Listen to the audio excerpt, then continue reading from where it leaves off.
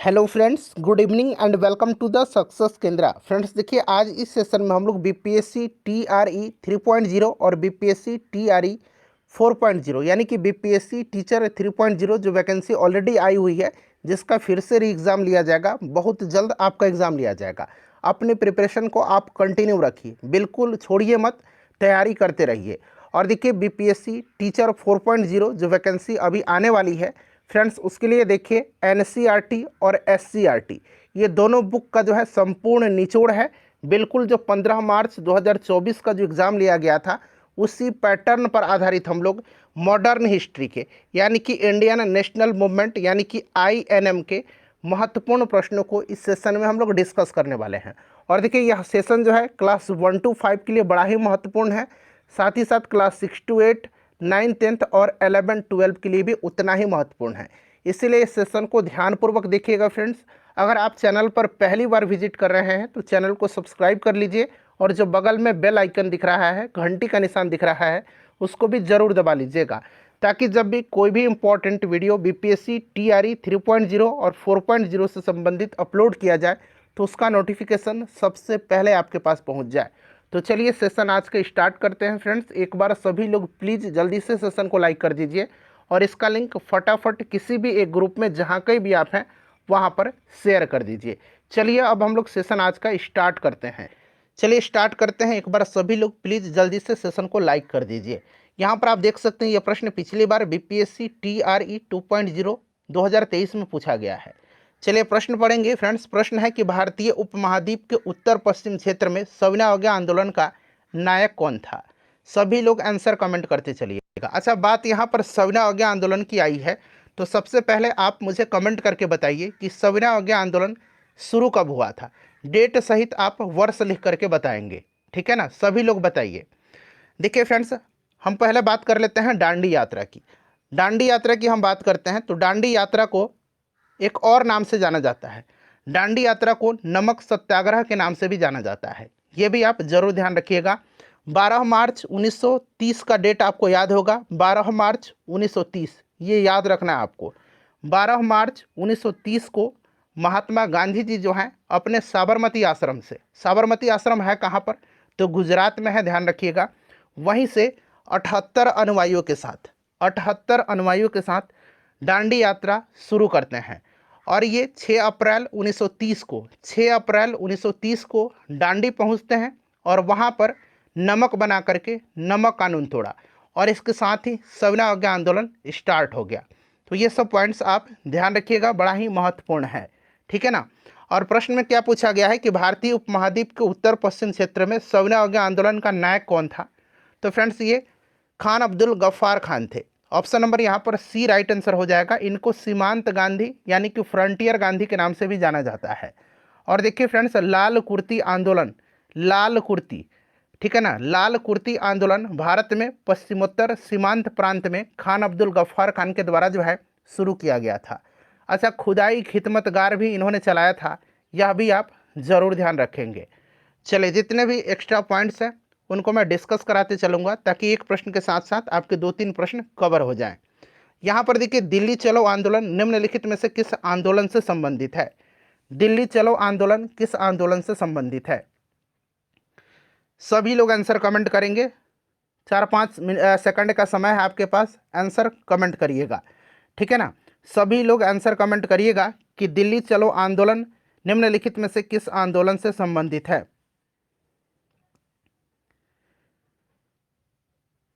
चलिए बताइए। तो फ्रेंड्स, यह व्यक्तिगत सत्याग्रह आंदोलन से संबंधित है। अच्छा, व्यक्तिगत सत्याग्रह आंदोलन जो है यह शुरू किसने किया था, ये चलाया था किसने? तो फ्रेंड्स, ये गांधी जी के द्वारा शुरू किया गया था, ठीक है ना, 1940 में, ठीक है। और इसके प्रथम सत्याग्रही कौन थे? विनोबा भावे थे, आचार्य विनोबा भावे थे। और दूसरे सत्याग्रही पंडित जवाहरलाल नेहरू थे। और तीसरे सत्याग्रही का नाम भी पूछा जाता है, ये ब्रह्मदत्त थे। तीसरे सत्याग्रही कौन थे? तो ब्रह्मदत्त थे। याद रखिएगा, ऑप्शन नंबर यहाँ पर सी राइट आंसर हो जाएगा, व्यक्तिगत सत्याग्रह, ठीक है ना। चलिए, उसके बाद अगला प्रश्न है हमारा कि किस वर्ष अंग्रेजों द्वारा अवध पर सहायक संधि प्रणाली यानी कि सब्सिडरी अलायंस सिस्टम लागू की गई थी? सभी लोग आंसर कमेंट करिएगा, सभी लोग आंसर कमेंट करिए। इसका राइट आंसर क्या होगा फ्रेंड्स? सभी लोग आंसर कमेंट करिएगा। तो यहाँ पर देखिए फ्रेंड्स, अगर हम बात करते हैं सहायक संधि की, तो ये वेलेजली ने स्टार्ट किया था, और वेलेजली से पहले भारत में ये चलाया था कौन, तो फ्रांसीसी गवर्नर डुप्ले ने इसका प्रयोग किया था। ठीक है ना। यहाँ फिलहाल वेलेजली की बात की जा रही है। और सब्सिडरी अलायंस सिस्टम जो है यह लागू किया गया था औद पर कब, तो देखिए सबसे पहले जो है हैदराबाद ने अपनाया था इसको 1798 में। ठीक है ना। उसके बाद अगर बात करें तो मैसूर ने 1799 में, अवध ने 1801 में। तो ऑप्शन नंबर यहाँ पर आपका ए राइट आंसर हो जाएगा। ये सभी पॉइंट्स आप फ्रेंड्स ध्यान रखते चलिएगा। चलिए, और मॉडर्न हिस्ट्री का एक महा मैराथन सेशन मैंने 3 घंटे का कराया हुआ है। जितने भी प्रीवियस ईयर में बीपीएससी में एग्जाम हुआ है वे सारे प्रश्न मैंने उसमें कराया हुआ है। करीब 500 क्वेश्चन है, महा मैराथन सेशन है, उसको एक बार जरूर देख लीजिएगा, लिंक डिस्क्रिप्शन में मिल जाएगा। और मैंने सबका प्लेलिस्ट बना दिया है, आप चैनल पर चले जाइए या ऊपर देखिए जहाँ पर आप चार्ट कर रहे हैं लाइव चार्ट, वहाँ पर ऊपर कमेंट में मैंने उसको पिन किया हुआ है। ठीक है, डिस्क्रिप्शन बॉक्स में भी आपको मिल जाएगा, तो आप प्लेलिस्ट ओपन करके सभी वीडियोज़ को देख लीजिएगा। देखिए, रविन्द्रनाथ टैगोर द्वारा रचित जन गण मन के कितने छंद राष्ट्रीय गान में अपनाए गए थे। बड़ा ही इंपॉर्टेंट क्वेश्चन है ये। हो सकता है बहुत लोगों को ये पहली बार मिला हो प्रश्न, लेकिन बहुत ही इंपॉर्टेंट क्वेश्चन है। चलिए बताइएगा। तो देखिए फ्रेंड्स, राष्ट्रगान जन गण मन है, इस चीज को आपको याद रखना है। रविन्द्रनाथ टैगोर के जन गण मन गीत के केवल एक छंद को भारत का राष्ट्रगान के रूप में अपनाया गया है। तो केवल प्रथम छंद यहाँ पर राइट आंसर हो जाएगा। और इसे पहली बार 27 दिसंबर 1911 को भारतीय राष्ट्रीय कांग्रेस के कलकत्ता अधिवेशन में गाया गया था। जन गण मन को आधिकारिक तौर पर 24 जनवरी 1950 को भारतीय राष्ट्रगान के रूप में संविधान सभा के द्वारा अपनाया गया था। ये 2 पॉइंट हो गए। तीसरा पॉइंट याद रखेंगे कि 27 दिसंबर 2011 को जन गण मन का जो है आपका जो पहली बार गाया गया था 100 वर्ष पूरा हुआ था, तो 100 वर्ष के रूप में इसे चिन्हित किया गया था। क्लियर ना। चलिए, और राष्ट्रगान के औपचारिक गायन में 52 सेकंड का समय लगता है, आप यह भी ध्यान रखिएगा। केवल प्रथम छंद को जो है राष्ट्रगान के रूप में अपनाया गया है, इस चीज़ को आप ध्यान रखेंगे। चलिए, उसके बाद नेक्स्ट क्वेश्चन है हमारा कि अमार सोनार बांग्ला गीत रविन्द्रनाथ टैगोर ने कब लिखा था। अमार सोनार बांग्ला गीत बताइए। तो फ्रेंड्स, इसको लिखा था इन्होंने during the period of partition of Bengal and swadeshi boycott movement 1905 में। ठीक है ना। यानी कि इन्होंने इसको लिखा था बंगाल विभाजन और स्वदेशी आंदोलन का जो विरोध हो रहा था, बंगाल विभाजन का स्वदेशी आंदोलन के समय में 1905 में इन्होंने इसको लिखा था अमार सोनार बांग्ला। और यह बांग्लादेश का राष्ट्रगीत भी है, इसे भी आप ध्यान रखेंगे। तो 1905 में इन्होंने लिखा था। ऑप्शन सी राइट आंसर हो जाएगा। चलिए, उसके बाद देखेंगे अगर हम बात करें बंगाल विभाजन का, तो ये आपको पूरी तरह से पता है कि लॉर्ड कर्जन के समय 1905 में हुआ था। अच्छा, स्वदेशी आंदोलन बार बार पूछा जाता है, स्वदेशी आंदोलन चलाए जाने की घोषणा कब हुई थी। तो 7 अगस्त 1905 को 7 अगस्त 1905 को कलकत्ता के टाउन हॉल में आयोजित एक विशाल बैठक में बहिष्कार प्रस्ताव पारित होने के साथ ही स्वदेशी आंदोलन की औपचारिक घोषणा की गई थी। आगे प्रश्न आपको मिलेगा। देखिए, बंगलार माटी बंगलार जल देशभक्ति गीत किसने लिखा है, बताइए राइट आंसर क्या हो जाएगा।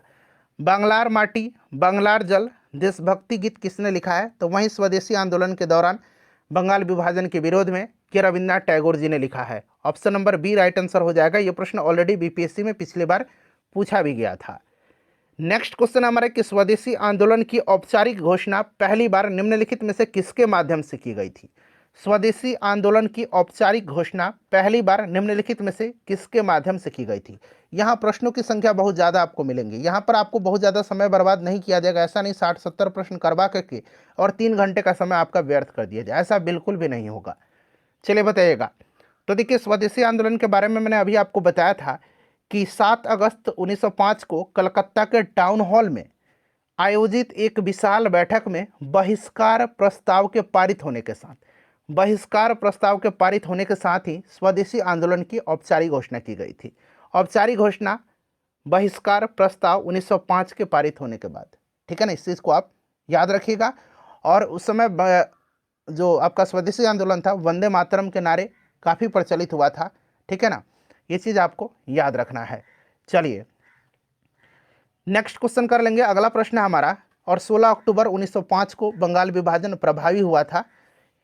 नेक्स्ट क्वेश्चन है हमारा, नेक्स्ट क्वेश्चन है कि बहिष्कार और स्वदेशी आंदोलन के लिए कार्य करने के लिए गोल्डन लीग नामक संस्था का गठन किस स्थान पर किया गया?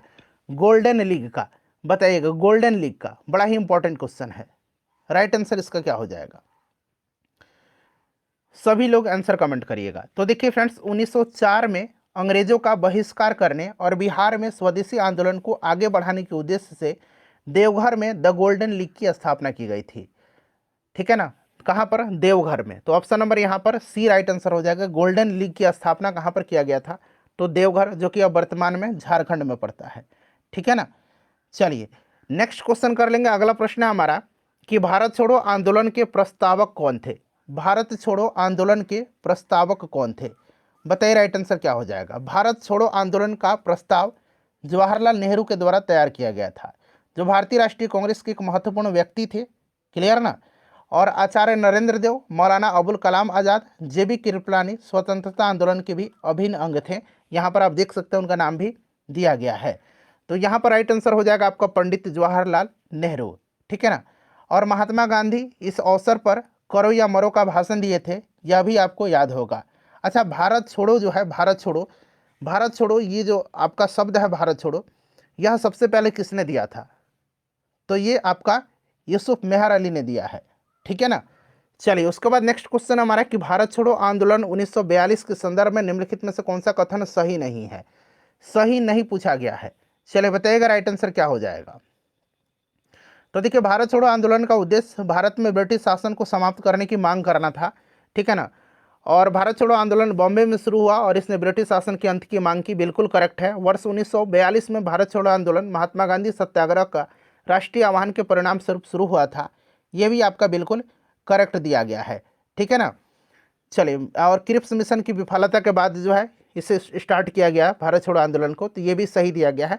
पूछा गया कौन सा सही नहीं है, तो चूंकि सारे सही हैं तो कोई भी इनमें से सही जो है गलत नहीं दिया गया, तो इसीलिए ऑप्शन नंबर ई यहाँ पर राइट आंसर हो जाएगा। चलिए फ्रेंड्स नेक्स्ट क्वेश्चन कर लेंगे। अगला प्रश्न कि गांधी जी ने खाली स्थान दिया है प्रसिद्ध करो या मरो का भाषण दिया। गांधी जी ने प्रसिद्ध करो या मरो का भाषण दिया था 8 अगस्त 1942 को भारत छोड़ो आंदोलन के समय ग्वालियर टैंक से। ठीक है ना, ग्वालियर टैंक जो मैदान था वहीं से इन्होंने दिया था। तो यहाँ पर 8 अगस्त 1942 राइट आंसर हो जाएगा। ठीक है ना। अच्छा, भारत छोड़ो आंदोलन को अगस्त क्रांति भी कहा जाता है, इस चीज़ को आप याद रखिएगा। चलिए उसके बाद देखिए अगला प्रश्न करेंगे। नेक्स्ट क्वेश्चन है हमारा कि 11 अगस्त 1942 को भारत छोड़ो, थोड़ा सा मैं छोटा कर देता हूँ ताकि आपको स्पष्ट रूप से दिखाई दे। 1942 को भारत छोड़ो आंदोलन के दौरान 7 छात्रों को पटना सचिवालय के पास झंडा फहराने के दौरान पुलिस की गोलियों के द्वारा मार दिया गया था। उस जिला मजिस्ट्रेट का नाम क्या है? यहाँ उस बना लीजिए, उस जिला मजिस्ट्रेट का नाम क्या था जिसने इन छात्रों के जुलूस पर गोलीबारी करने का आदेश दिया था? चलिए, बड़ा ही महत्वपूर्ण क्वेश्चन है फ्रेंड्स, सभी लोग इसका आंसर कमेंट करिएगा, सभी लोग इसका आंसर कमेंट करिए, बहुत ही इंपॉर्टेंट क्वेश्चन है। चलिए बताएंगे इसका राइट आंसर क्या हो जाएगा। तो फ्रेंड्स ये आपके कितने छात्र शहीद हुए थे? तो 7 छात्र शहीद हुए थे। कब? तो 11 अगस्त 1942 को। ठीक है ना।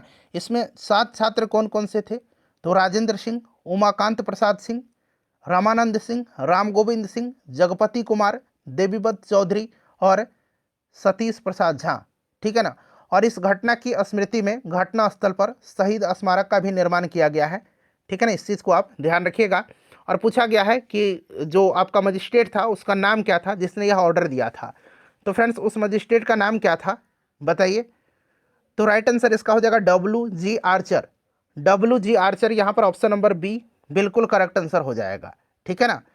चलिए उसके बाद नेक्स्ट क्वेश्चन है हमारा। अगला प्रश्न है फ्रेंड्स कि निम्नलिखित स्वतंत्रता सेनानियों में से किसने भारत छोड़ो आंदोलन के दौरान बंबई के ग्वालियर टैंक मैदान पर भारतीय ध्वज फहराया था? भारतीय ध्वज किसने फहराया था? बताइए राइट आंसर क्या हो जाएगा? भारत छोड़ो आंदोलन की शुरुआत 8 अगस्त 1942 को हुई थी। और देखिए फ्रेंड्स, अरुणा असफ अली जो हैं, अरुणा असफ अली, इन्होंने ही जो है ये आपके 1942 में भारत छोड़ो आंदोलन के दौरान ग्वालियर टैंक मैदान में बॉम्बे में भारतीय राष्ट्रीय ध्वज फहराया था, जिसके लिए ये व्यापक रूप से इनको याद किया जाता है। अरुणा असफ अली यहाँ पर बिल्कुल करेक्ट आंसर हो जाएगा। ठीक है ना फ्रेंड्स, ध्यान रखिएगा, अरुणा असफ अली। और अरुणा असफ अली को स्वतंत्रता आंदोलन की ग्रैंड ओल्ड लेडी के रूप में भी जाना जाता है, ग्रैंड ओल्ड लेडी। ठीक है ना, ग्रैंड ओल्ड लेडी के नाम से इनको जाना जाता है। और भारतीय स्वतंत्रता की जननी मैडम भिखाजी रुस्तम कामा को कहा जाता है, लेकिन अरुणा असफ अली को स्वतंत्रता आंदोलन की ग्रैंड ओल्ड लेडी के रूप में जाना जाता है। चलिए अगला प्रश्न करेंगे कि बिहार स्टूडेंट्स कॉन्फ्रेंस की स्थापना कब हुई थी। चलिए सभी लोग आंसर कमेंट करेंगे, बिहार स्टूडेंट्स कॉन्फ्रेंस की स्थापना कब हुई थी। राइट आंसर इसका क्या होगा, सभी लोग आंसर कमेंट करिएगा, बिहार स्टूडेंट्स कॉन्फ्रेंस की स्थापना कब हुई थी। तो फ्रेंड्स 1906 में हुई थी, याद रखिएगा कब हुई थी, 1906 में हुई थी बिहार स्टूडेंट्स कॉन्फ्रेंस की स्थापना। ठीक है ना, इसमें प्रमुख व्यक्तित्व का नाम याद रखेंगे, श्री कृष्ण सिंह थे, डॉक्टर राजेंद्र प्रसाद जी भी इसमें शामिल थे। ठीक है ना, चलिए उसके बाद नेक्स्ट क्वेश्चन करेंगे। अगला प्रश्न है कि स्वदेशी आंदोलन के दौरान प्रकाशित पत्रिका स्वराज कथा का संपादन किसने किया था। स्वदेशी आंदोलन के दौरान प्रकाशित पत्रिका स्वराज कथा का संपादन किसने किया था, बताएंगे। राइट आंसर इसका क्या होगा, तो इसका संपादन जो है ये बाल मुकुंद वाजपेयी ने किया था। किसने किया था, बाल मुकुंद वाजपेयी ने किया था। स्वराज कथा का संपादन किसने किया था, याद रखेंगे, हो सकता है आपके लिए नया प्रश्न हो। स्वराज कथा का संपादन किसने किया था, तो फ्रेंड्स ये बाल मुकुंद वाजपेयी ने किया था। चलिए उसके बाद नेक्स्ट क्वेश्चन है कि बिहार युवक संघ की स्थापना कब हुई थी। बिहार युवक संघ की स्थापना कब हुई थी, बताइए।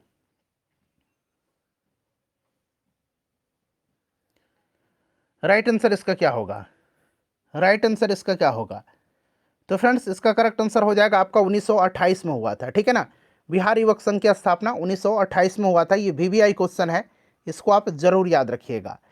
चलिए बिहार में लोटा विद्रोह कब हुआ था, बिहार में लोटा विद्रोह कब हुआ था, तो देखिए लोटा विद्रोह दरअसल हुआ था मुजफ्फरपुर में।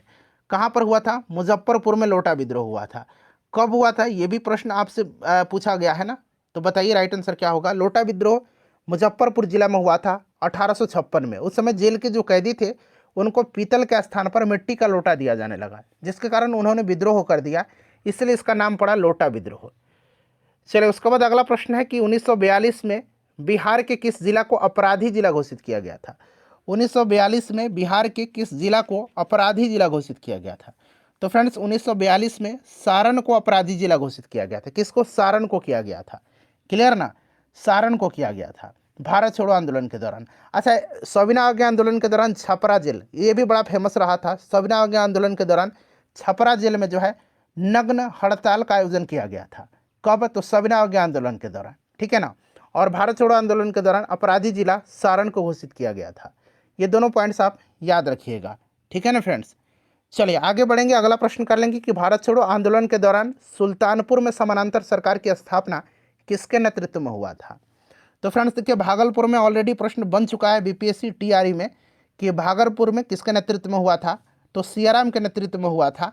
ठीक है ना, और सुल्तानपुर में जगलाल चौधरी के नेतृत्व में हुआ था। जगलाल चौधरी यहाँ पर राइट आंसर हो जाएगा। नेक्स्ट क्वेश्चन हमारे कि 16 अक्टूबर 1905 को बिहार में कहाँ राखी बंधन दिवस मनाया गया था। 16 अक्टूबर 1905 कुछ याद आ रहा है आपको, बंगाल विभाजन प्रभावी हुआ था और उसी के विरोध में रविंद्रनाथ टैगोर ने बंगाल में राखी बंधन दिवस का आयोजन करवाया था। और बिहार में भी इसका आयोजन हुआ था, हिंदू मुस्लिम एकता के रूप में इसे पहचाना जाता है। दरभंगा में किया गया था। ठीक है ना, कहाँ पर किया गया था, दरभंगा में किया गया था। ये भी आप याद रखिएगा, बड़ा ही इंपॉर्टेंट है, कहाँ पर किया गया था, तो फ्रेंड्स ये दरभंगा में किया गया था। ठीक है ना, अच्छा दरभंगा में किसके नेतृत्व में किया गया था, ये भी प्रश्न बन सकता है, बताइए राइट आंसर क्या हो जाएगा। दरभंगा में किसके नेतृत्व में हुआ था, ये अगर प्रश्न पूछा जाए तब क्या जवाब देंगे आप, किसके नेतृत्व में दरभंगा में हुआ था। चलिए बताइए, सभी लोग आंसर कमेंट करिएगा अगर जानते हैं तो देखिए दरभंगा में हुआ था आपके सतीश चंद्र चक्रवर्ती की प्रेरणा से, सतीश चंद्र चक्रवर्ती की प्रेरणा से। ठीक है ना, चलिए अगला प्रश्न हमारा कि 1942 भारत छोड़ो आंदोलन में किसने महत्वपूर्ण भूमिका निभाई थी, किसने महत्वपूर्ण भूमिका निभाई थी। ये सभी महिलाएं हैं, प्रभावती देवी, रामप्यारी देवी, यशस्वी देवी। तो यहाँ पर देखिए प्रभावती देवी जो है ये आपके जयप्रकाश नारायण की धर्मपत्नी है और इन्होंने भी आपको जो भारत छोड़ो आंदोलन था उसमें महत्वपूर्ण भूमिका निभाई थी। रामप्यारी देवी भी निभाई थी और यशवती देवी भी निभाई थी। तो इनमें से एक से अधिक यहाँ पर राइट आंसर हो जाएगा। चलिए फ्रेंड्स अगला प्रश्न करेंगे कि डॉक्टर राजेंद्र प्रसाद को 9 अगस्त 1942 को गिरफ्तार करके कहाँ भेजा गया था। राजेंद्र प्रसाद को 9 अगस्त 1942 को गिरफ्तार करके कहाँ भेजा गया था, बताइए राइट आंसर क्या हो जाएगा। तो फ्रेंड्स इनको बांकीपुर जेल में भेजा गया था और जयप्रकाश नारायण जी को हजारीबाग जेल में भेजा गया था भारत छोड़ो आंदोलन के समय, ठीक है ना। और जहाँ पर 9 नवंबर 1942 को 9 नवंबर 1942 को जो है दीपावली की रात थी, जयप्रकाश नारायण वहाँ से अपने साथियों के साथ भाग निकले थे। साथियों में योगेंद्र शुक्ल, सूरज नारायण सिंह, रामानंद मिश्र, इन सब का नाम याद रख सकते हैं, ठीक है ना। और जयप्रकाश नारायण के नेतृत्व में नेपाल में आज़ाद दस्ता की स्थापना किया गया था। क्लियर। चलिए, और आज़ाद दस्ता से अगर बात करते हैं तो आज़ाद दस्ता से आपको याद रखना है कि आज़ाद दस्ता के रेडियो एवं प्रसार विभाग का संचालन का प्रभारी कौन था, तो राम मनोहर लोहिया जी थे, ठीक है ना। चलिए अगला प्रश्न करेंगे फ्रेंड्स कि चंपारण सत्याग्रह के दौरान सरकार द्वारा गठित चंपारण एग्रेरियन कमेटी की अनुशंसा पर क्षतिपूर्ति के रूप में कितने प्रतिशत धनराशि किसानों को वापस की गई थी। इंपॉर्टेंट क्वेश्चन है। चंपारण एग्रेरियन कमेटी का गठन किया गया था, ठीक है ना।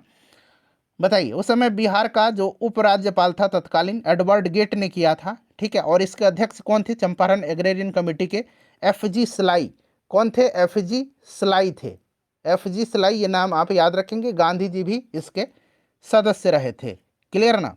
और देखिए इसमें जो है इस कमेटी की अनुशंसा पर तीन कठिया प्रणाली के कानून को समाप्त कर दिया गया था और किसानों का लगान घटा दिया गया और क्षतिपूर्ति के रूप में 25% जो धन था वो वापस दिया गया। तो यहाँ पर 25% यहाँ पर राइट आंसर हो जाएगा। देखिए सुभाष चंद्र बोस ने किस स्थान से दिल्ली चलो का अपना प्रसिद्ध उद्घोष किया था। अब यहाँ पर आप देख सकते हैं फ्रेंड्स, ये प्रश्न जो है पिछली बार BPSC TRE में पूछा गया प्रश्न है। बताइए सुभाष चंद्र बोस ने किस स्थान से दिल्ली चलो का अपना प्रसिद्ध उद्घोष दिया था। तो देखिए सुभाष चंद्र बोस ने दिया था सिंगापुर से। नेताजी ने 1943 में 1943, ये सन भी आप याद रखेंगे, 1943 में सिंगापुर के टाउन हॉल के सामने से सुप्रीम कमांडर यानी कि सर्वोच्च सेनापति के रूप में सेना को संबोधित करते हुए दिल्ली चलो का नारा दिया था 1943 में। सिंगापुर यहाँ पर राइट आंसर हो जाएगा। और तुम मुझे खून दो मैं तुम्हें आज़ादी दूंगा, यह भी नारा सुभाष चंद्र बोस जी के द्वारा ही दिया गया था। याद रखिएगा 1938 में और 1939 में, ये दो सन आपको जरूर याद रखना है। 1938 में जो हरिपुरा में भारतीय राष्ट्रीय कांग्रेस का अधिवेशन हुआ था, इसकी अध्यक्षता इन्होंने किया था। कहाँ पर? हरिपुरा में। और 1939 में हुआ था त्रिपुरी में, इसकी भी अध्यक्षता इन्होंने ही किया था, ठीक है ना। हरिपुरा में भी और त्रिपुरी में भी। सन घबराइएगा मत, ऐसा नहीं 1938 त्रिपुरी कह दीजिए और 1939 को हरिपुरा कह दीजिए, ऐसा नहीं। और देखिए 1938 में ही जो हरिपुरा में हुआ था, वहीं पर कांग्रेस अध्यक्ष सुभाष चंद्र बोस ने जवाहरलाल नेहरू के साथ मिलकर के जवाहरलाल नेहरू की अध्यक्षता में राष्ट्रीय योजना समिति की भी स्थापना किया था। चलिए इतने सारे पॉइंट्स, 4-5 प्रश्न मैंने आपका कवर करवा दिया। नेक्स्ट क्वेश्चन हमारा, किस कांग्रेस सत्र में असहयोग आंदोलन का संकल्प लिया गया? चलिए बताएंगे। राइट आंसर इसका क्या हो जाएगा? तो फ्रेंड्स ये आपका कौन सा? नागपुर सत्र था, ठीक है ना, नागपुर सत्र था। और कांग्रेस ने किस सत्र में असहयोग आंदोलन का प्रस्ताव पारित किया, ये प्रश्न पूछा जाएगा तब। तो ये कलकत्ता अधिवेशन था, विशेष सत्र बुलाया गया था, ये भी आप ध्यान रखेंगे। इसका आंसर आपका नागपुर सत्र हो जाएगा, option number A right answer हो जाएगा। सितंबर 1920 में कोलकाता में संपन्न भारतीय राष्ट्रीय कांग्रेस के विशेष अधिवेशन हुआ था, जहां मैंने आपको बताया था कि महात्मा गांधी का असहयोग के प्रस्ताव को पारित किया गया था, ठीक है ना। उसका विरोध किसने किया था, यह भी प्रश्न बनता है। तो ये चित्तरंजन दास ने किया था, इस चीज को भी आप ध्यान रखेंगे, ठीक है ना। नेक्स्ट क्वेश्चन है कि भारतीय राष्ट्रीय कांग्रेस के किस सत्र की महात्मा गांधी जी ने अध्यक्षता किया है? तो केवल एक बार इन्होंने अध्यक्षता किया है, 1924 का बेलगाम अधिवेशन का। ऑप्शन नंबर यहाँ पर बी राइट आंसर हो जाएगा। यहाँ पर आप देख सकते हैं ये भी प्रश्न पिछले साल ही पूछा गया है। और देखिए फ्रेंड्स, जो गया में हुआ था 1922 में, बिहार में हुआ था, इसकी अध्यक्षता चित्तरंजन दास ने किया था। और 1912 में बांकीपुर पटना में हुआ था, इसकी अध्यक्षता RN माधोलकर ने किया था। 1916 में किसने किया था, आप मुझे कमेंट करके बताइएगा। लखनऊ वाला अधिवेशन, ठीक है, जिसमें मुस्लिम और लीग से समझौता हुआ था और नरम दल और गरम दलों में एकता हुई थी, बताइएगा। देखिए गांधी जी की जो प्रसिद्ध दांडी यात्रा है, कौन सा आंदोलन इसको कहा जाता है?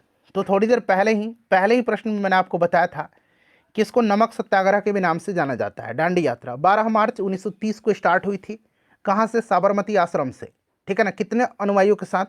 तो 78 अनुयायियों के साथ गांधी जी ने स्टार्ट किया था। नेक्स्ट क्वेश्चन करेंगे कि 1857 की क्रांति में किसने जगदीशपुर में विद्रोह का नेतृत्व किया? BPSC का यह फेवरेट क्वेश्चन है। तो फ्रेंड्स ये कुंवर सिंह थे। बेगम हजरत महल ने कहाँ से किया था? तो ये लखनऊ से किया था इन्होंने। तात्या टोपे ने कहाँ से किया था? तात्या टोपे और नाना साहब ने कानपुर से किया था। चलिए उसके बाद नेक्स्ट क्वेश्चन है, किसने फॉरवर्ड ब्लॉक की स्थापना किया था?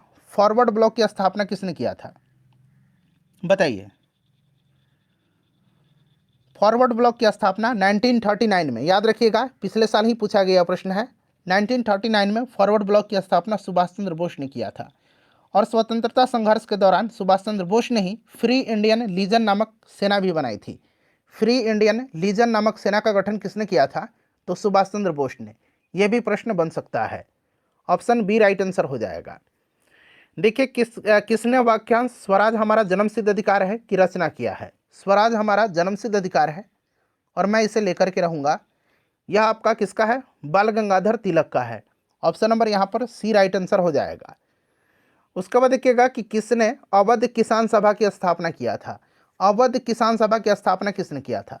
चलिए बताएंगे इसका राइट आंसर क्या होगा फ्रेंड्स। किसने अवध किसान सभा की स्थापना किया था? तो फ्रेंड्स यह किया था बाबा रामचंद्र दास ने, अवध किसान सभा का। अच्छा एक नाम आपके मन में जरूर आ रहा होगा, विद्यानंद, ठीक है ना, स्वामी विद्यानंद। स्वामी विद्यानंद और स्वामी सहजानंद सरस्वती तो आपको पता ही है, अखिल भारतीय किसान संघ की स्थापना किया था इन्होंने, किसान सभा की स्थापना, ठीक है ना। लेकिन स्वामी विद्यानंद वाला प्रश्न जब भी बीपीएससी पूछता है ना तो थोड़ा सा कन्फ्यूजन होता है, यहाँ पर मैं आपको क्लियर कर देता हूँ। देखिए स्वामी विद्यानंद जी जो थे, इन्होंने 1919-20 में दरभंगा में किसान आंदोलन का नेतृत्व किया था। प्रश्न बनता है कि वर्ष 1919-20 में दरभंगा किसान आंदोलन के प्रमुख नेता कौन थे? बीपीएससी पूछता है तो अधिकतर छात्र जो है स्वामी सहजानंद सरस्वती पर लगा देते हैं, ठीक है ना, लेकिन इसका आंसर होगा स्वामी विद्यानंद, याद रखेंगे आप। चलिए फ्रेंड्स नेक्स्ट क्वेश्चन हमारे कि आनंद मठ की रचना किसने की है? बड़ा ही इंपॉर्टेंट है। आनंद मठ की रचना किसने किया है? और इसी में सन्यासी विद्रोह का भी उल्लेख है आनंद मठ में ही। बंकिम चंद्र चट्टोपाध्याय ने है किया है। ऑप्शन नंबर यहाँ पर सी राइट आंसर हो जाएगा। देखिए 1917 में कोलकाता में प्रथम भारतीय जूट मिल की स्थापना किसने किया था? वीवीआई क्वेश्चन है ये आपके एग्जाम के लिए। चलिए बताइए, कहीं ना कहीं पूछ लिया जाएगा, किसी ना किसी कक्षा में पूछ लिया जाएगा यहाँ। 1917 में कोलकाता में प्रथम भारतीय जूट की स्थापना जो है यह किया था सेठ हुकुमचंद ने। किसने किया था? सेठ हुकुमचंद ने किया था। अगला प्रश्न करेंगे, नेक्स्ट क्वेश्चन है कि किसने स्वदेशी आंदोलन की प्रेरणा हेतु भारत माता की पेंटिंग चित्रित किया था? भारत माता की पेंटिंग किसने चित्रित किया था? तो फ्रेंड्स ये किया था अवनींद्रनाथ टैगोर ने। किसने किया था? याद रखिएगा किसने किया था फ्रेंड्स, तो अवनींद्रनाथ टैगोर ने किया था। बड़ा ही इंपॉर्टेंट है, किसने किया था? तो अवनींद्रनाथ टैगोर ने किया था, याद रखिएगा, ठीक है ना। चलिए आगे बढ़ते हैं, अब अगला प्रश्न कर लेंगे। नेक्स्ट क्वेश्चन है हमारा कि 1920 ईस्वी के असहयोग आंदोलन के दौरान कांग्रेस के विधान परिषदों के बहिष्कार के सिद्धांत का कौन प्रबल विरोधी था? बताइए। तो देखिए इसमें से अगर हम बात करते हैं फ्रेंड्स तो इसके प्रबल विरोधी पूछा जा रहा है, तो मेरे हिसाब से अगर हम बात करें तो मैं आपको बता देना चाहता हूं कि इसमें कांग्रेस के वरिष्ठ नेता और पंजाब के प्रांतीय अध्यक्ष जो रहे थे वो ये मानते थे कि विधान परिषद में भागीदारी करके कांग्रेस ब्रिटिश सरकार के साथ सहयोग कर रही है, और उन्होंने कहा कि विधान परिषद एक ढोंग है और इससे भारतीय स्वतंत्रता आंदोलन को कोई भी लाभ नहीं होगा। ये लाला लाजपत राय थे, और लाला लाजपत राय के अलावा भी इस सिद्धांत का विरोध किया था किसने? तो मोतीलाल नेहरू थे, चित्तरंजन दास थे, महात्मा गांधी थे, चंद्रशेखर आज़ाद थे, सुभाष चंद्र बोस थे। इन सब नेताओं ने इसका विरोध किया था। तो यहाँ पर लाला लाजपत राय, चित्तरंजन दास भी दे रखा है, ठीक है ना, मोतीलाल नेहरू का भी नाम दिया गया है। तो मेरे हिसाब से तो यहाँ पर आपका वैसे भी अगर आप बी आप सी देखेंगे तो एक से अधिक इसका आंसर होना चाहिए। आपकी क्या राय है, जरा एक बार आप मुझे कमेंट करके अपना राय बताइएगा। चलिए अगला प्रश्न है हमारा कि किसने कहा कि क्रांतिकारियों का उद्देश्य आतंकवाद नहीं अपितु क्रांति, और क्रांति का उद्देश्य भारत में राष्ट्रीय सरकार की स्थापना है? मैं चाहता हूं कि इस प्रश्न का आंसर आप मुझे कमेंट करके बताएं। बताइएगा, आसान प्रश्न है, इसका आंसर आप लोग मुझे कमेंट करके बताइएगा, ठीक है ना फ्रेंड्स। चलिए उसके बाद देखिएगा कि Gandhi in his time and hours, अंग्रेजी में लिख दूं क्या? Gandhi in his time and hours, ठीक है ना। यह लिखी गई है किसके द्वारा?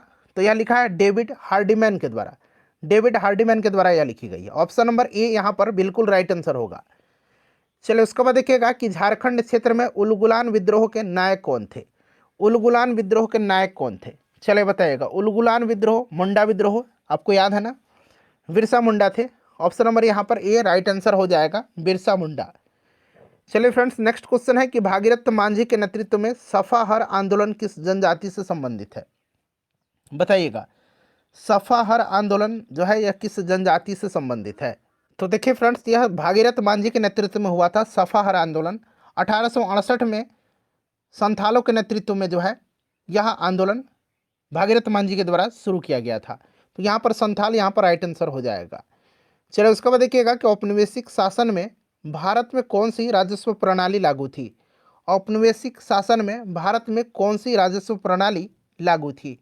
चलिए बताइएगा इसका राइट आंसर क्या होगा। तो फ्रेंड्स यहाँ पर आप देख सकते हैं अस्थाई बंदोबस्त, ठीक है ना, रैयतवाड़ी बंदोबस्त और महालवाड़ी बंदोबस्त, ठीक है ना, ये सभी राजस्व की प्रणालियाँ जो थी ये आपके औपनिवेशिक शासनकाल में भारत में ये लागू थी। इसलिए यहाँ से ऑप्शन नंबर डी हो जाएगा, उपयुक्त से एक से अधिक, ठीक है ना। चलिए फ्रेंड्स, अगला प्रश्न करेंगे कि फैजाबाद में 1857 के विद्रोह का नेतृत्व किसने किया था? फैजाबाद में किसने किया था? तो देखिए फैजाबाद में जो है किसने किया था, बताइए। देखिए खान बहादुर खान ने कहाँ से किया था? बरेली से किया था। लियाकत अली ने कहाँ से किया था? इलाहाबाद से किया था। और मौलवी अहमदुल्ला ने फैजाबाद से किया था। नेक्स्ट क्वेश्चन है हमारा, देख लीजिए, भारतीय राष्ट्रीय कांग्रेस की स्थापना के समय भारत का वायसराय कौन था? तो 1885 में इसकी स्थापना हुई थी और उस समय वायसराय लॉर्ड डफरिन था। सिंपल सा क्वेश्चन है बट पूछा गया है। चलिए उसके बाद देखिए, सर्वप्रथम भारतीय राष्ट्रीय कांग्रेस की विभाजन किस वर्ष हुआ था? आगे आपको प्रश्न मिलेंगे, हो सकता है ये प्रश्न जो है बीपीएससी में पूछे गए हैं, उसके बाद भी मैंने सम्मिलित किया हुआ है। क्यों? क्योंकि पहले तो मैंने यहाँ पर जितने भी प्रश्न पूछे गए हैं उनको पुट कर दिया है, उसके बाद मैंने नए प्रश्नों को भी रखा हुआ है। हो सकता है इसमें से कुछ प्रश्न आपको रिपीट मिल जाए, कोई बात नहीं, आपका रिविजन हो जाएगा, ठीक है ना। तो देखिए ये 1907 में पहला विभाजन हुआ था और इसको सूरत विभाजन के भी नाम से जाना जाता है, सूरत फूट के भी नाम से जाना जाता है, ठीक है ना। रास बिहारी घोष ने उस अधिवेशन की अध्यक्षता किया था। चले किस वर्ष मुजफ्फरपुर बम कांड हुआ था? मुजफ्फरपुर बम कांड, खुदीराम बोस और प्रफुल्ल चाकी का नाम आपको बखूबी याद होगा। मुजफ्फरपुर बम कांड से जुड़े ये दो व्यक्ति हैं, खुदीराम बोस और प्रफुल्ल चाकी। इसमें जो क्या हुआ था, खुदीराम बोस को फांसी की सजा दी गई थी और प्रफुल्ल चाकी ने आत्महत्या कर लिया था, ठीक है ना। तो यहाँ पर देखिए 1908 की यह घटना है, मुजफ्फरपुर बम कांड। चलो उसके बाद देखिएगा कि दांडी यात्रा में गांधी जी के साथ कितने स्वयंसेवियों ने प्रतिभाग किया था? तो अभी मैंने बताया था आपको कितने स्वयंसेवी ने। तो फ्रेंड्स ये 78 अनुयायियों के साथ इन्होंने दांडी यात्रा शुरू किया था साबरमती आश्रम से। चलिए गद्दर पार्टी की स्थापना किस स्थान पर हुई थी? गद्दर पार्टी की स्थापना किस स्थान पर हुई थी? बताइए राइट आंसर क्या होगा इसका। गद्दर पार्टी की स्थापना 1913 में लाला हरदयाल के नेतृत्व में सैन फ्रांसिस्को में हुआ था। यहाँ पर देखिए सैन फ्रांसिस्को में, कभी कभी आपको यूएसए ऑप्शन में दे देगा, ठीक है ना, तो आप घबराइएगा मत, याद रखिएगा लाला हरदयाल के नेतृत्व में हुआ था। चलिए फ्रेंड्स, उसके बाद देखिएगा किसने कहा था कि तिलक भारतीय अशांति के जनक हैं? चलिए इसका आंसर बताइए, सभी लोग कमेंट करिए, किसने कहा था तिलक भारतीय अशांति के जनक हैं? किसने कहा था तिलक भारतीय अशांति के जनक हैं? तो ये स्टेटमेंट है वैलेंटाइन सिरोल का। तो यहाँ पर देखिए वी सिरोल यानी कि वैलेंटाइन सिरोल दिया गया है। अच्छा, बाल गंगाधर तिलक से संबंधित कुछ महत्वपूर्ण पॉइंट्स जान लीजिए जो कि एग्जाम में पूछे जाते हैं। बीपीएससी का फेवरेट प्रश्न है कि स्वराज मेरा जन्मसिद्ध अधिकार है और उससे मैं लेकर के रहूँगा, यह कथन किसका है? तो बाल गंगाधर तिलक जी का है। अच्छा, महाराष्ट्र में क्रांतिकारी आंदोलन उभारने का श्रेय तिलक के जो पत्र है केसरी, इसी को जाता है। केसरी मराठी भाषा में प्रकाशित होता था और इनका एक और समाचार पत्र था या पत्रिका कहिए, द मराठा, जो कि अंग्रेजी में छपता था, ठीक है ना। अच्छा, तिलक ने 1893 में गणपति उत्सव, 1893 में गणपति उत्सव और 1895 जो है शिवाजी उत्सव मनाना प्रारंभ किया था। और देखिए 3 जुलाई 1908 को बाल गंगाधर तिलक जी को अंग्रेज़ों ने राजद्रोह के आरोप में गिरफ्तार कर लिया और बर्मा के मांडले जेल में इनको जो है 1908 से लेकर के 1914 तक 6 वर्ष की कारावास की सज़ा सुनाई थी।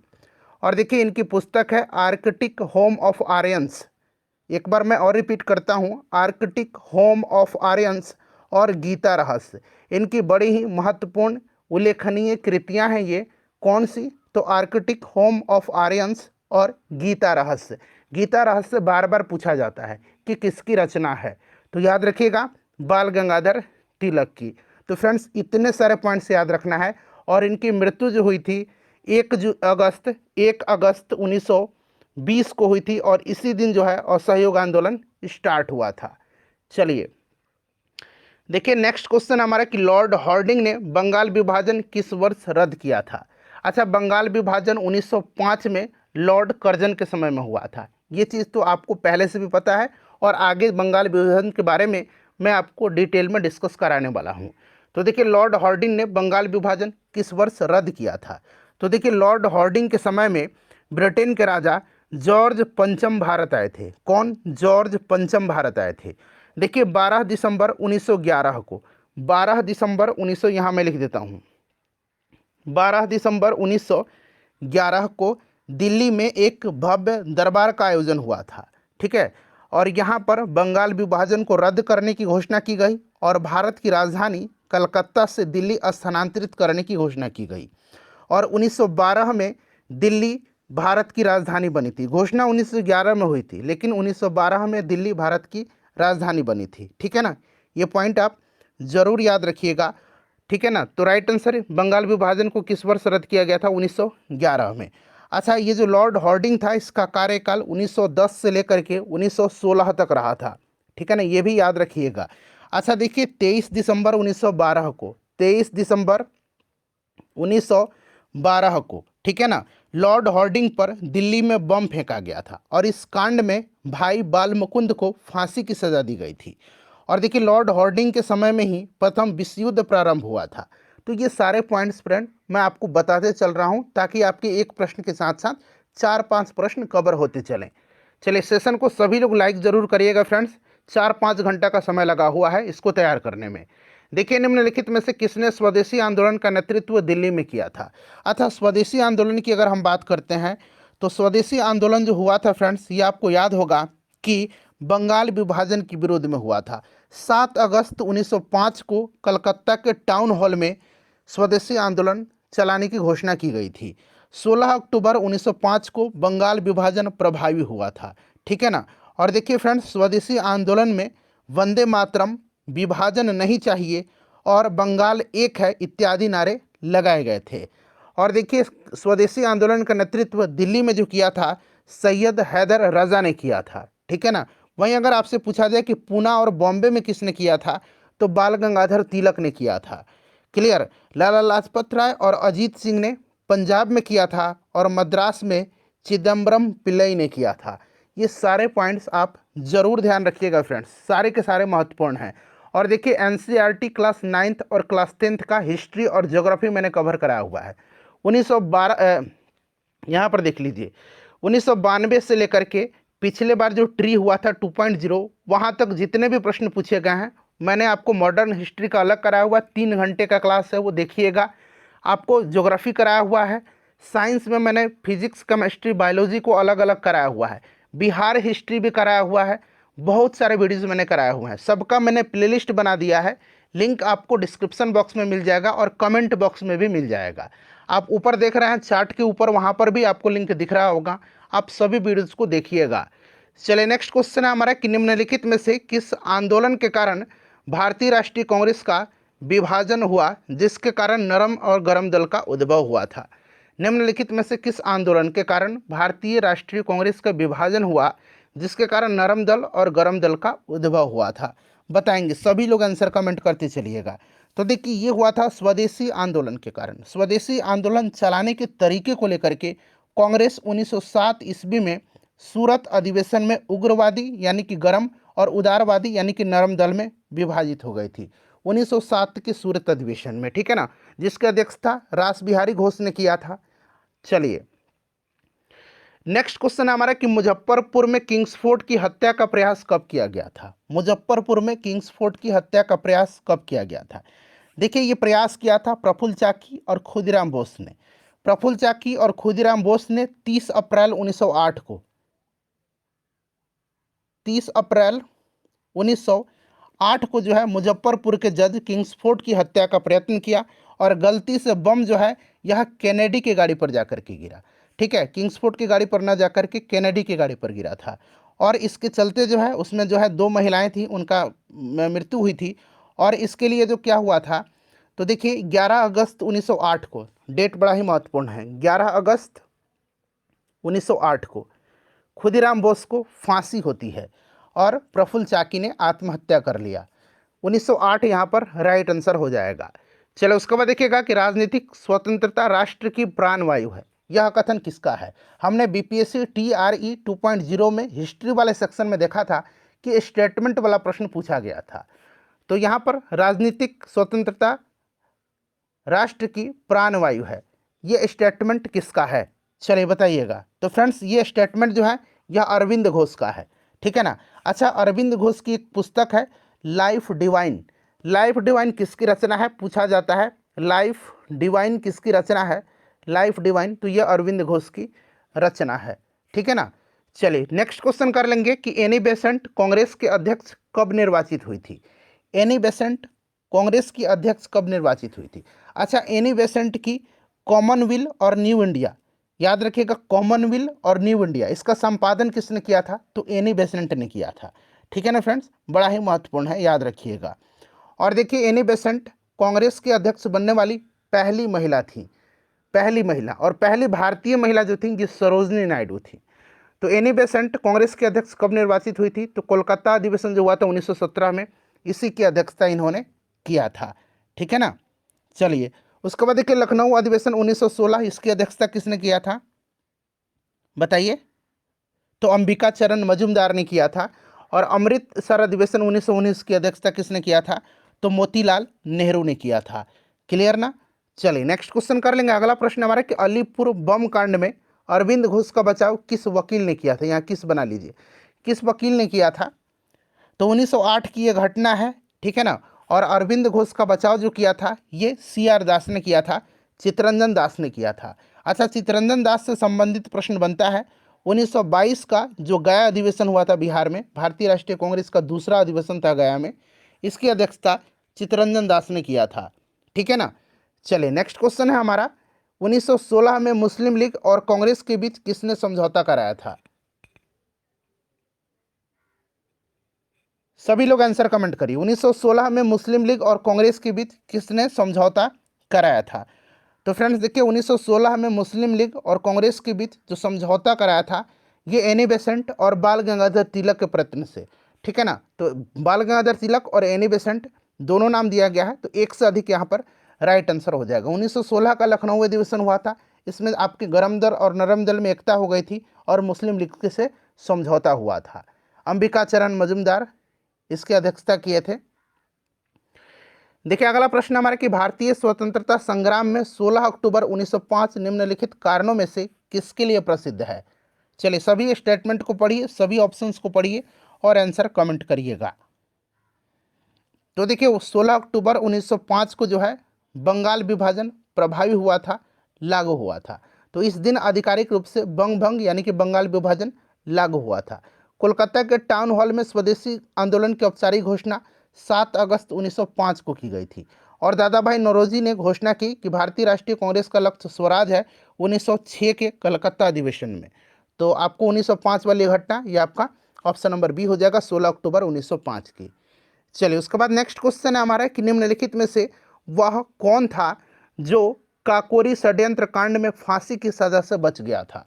काकोरी षड्यंत्र कांड, काकोरी ट्रेन एक्शन इसका नया नाम दिया गया है, ठीक है ना।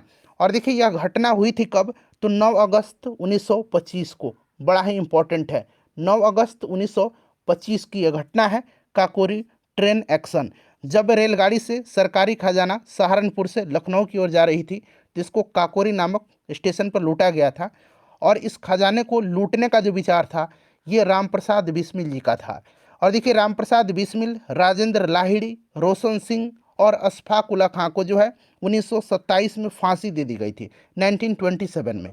सचिंद्र सन्याल को आजीवन कारावास की सजा दी गई थी और मनमथ नाथ गुप्ता को 14 वर्ष की कैद दिया गया था। तो देखिए अशफाक उल्ला खां, राजेंद्र लाहिड़ी, रामप्रसाद बिस्मिल और एक और नाम बताया था मैंने रोशन सिंह, इनको फांसी की सज़ा दी गई थी, ठीक है ना।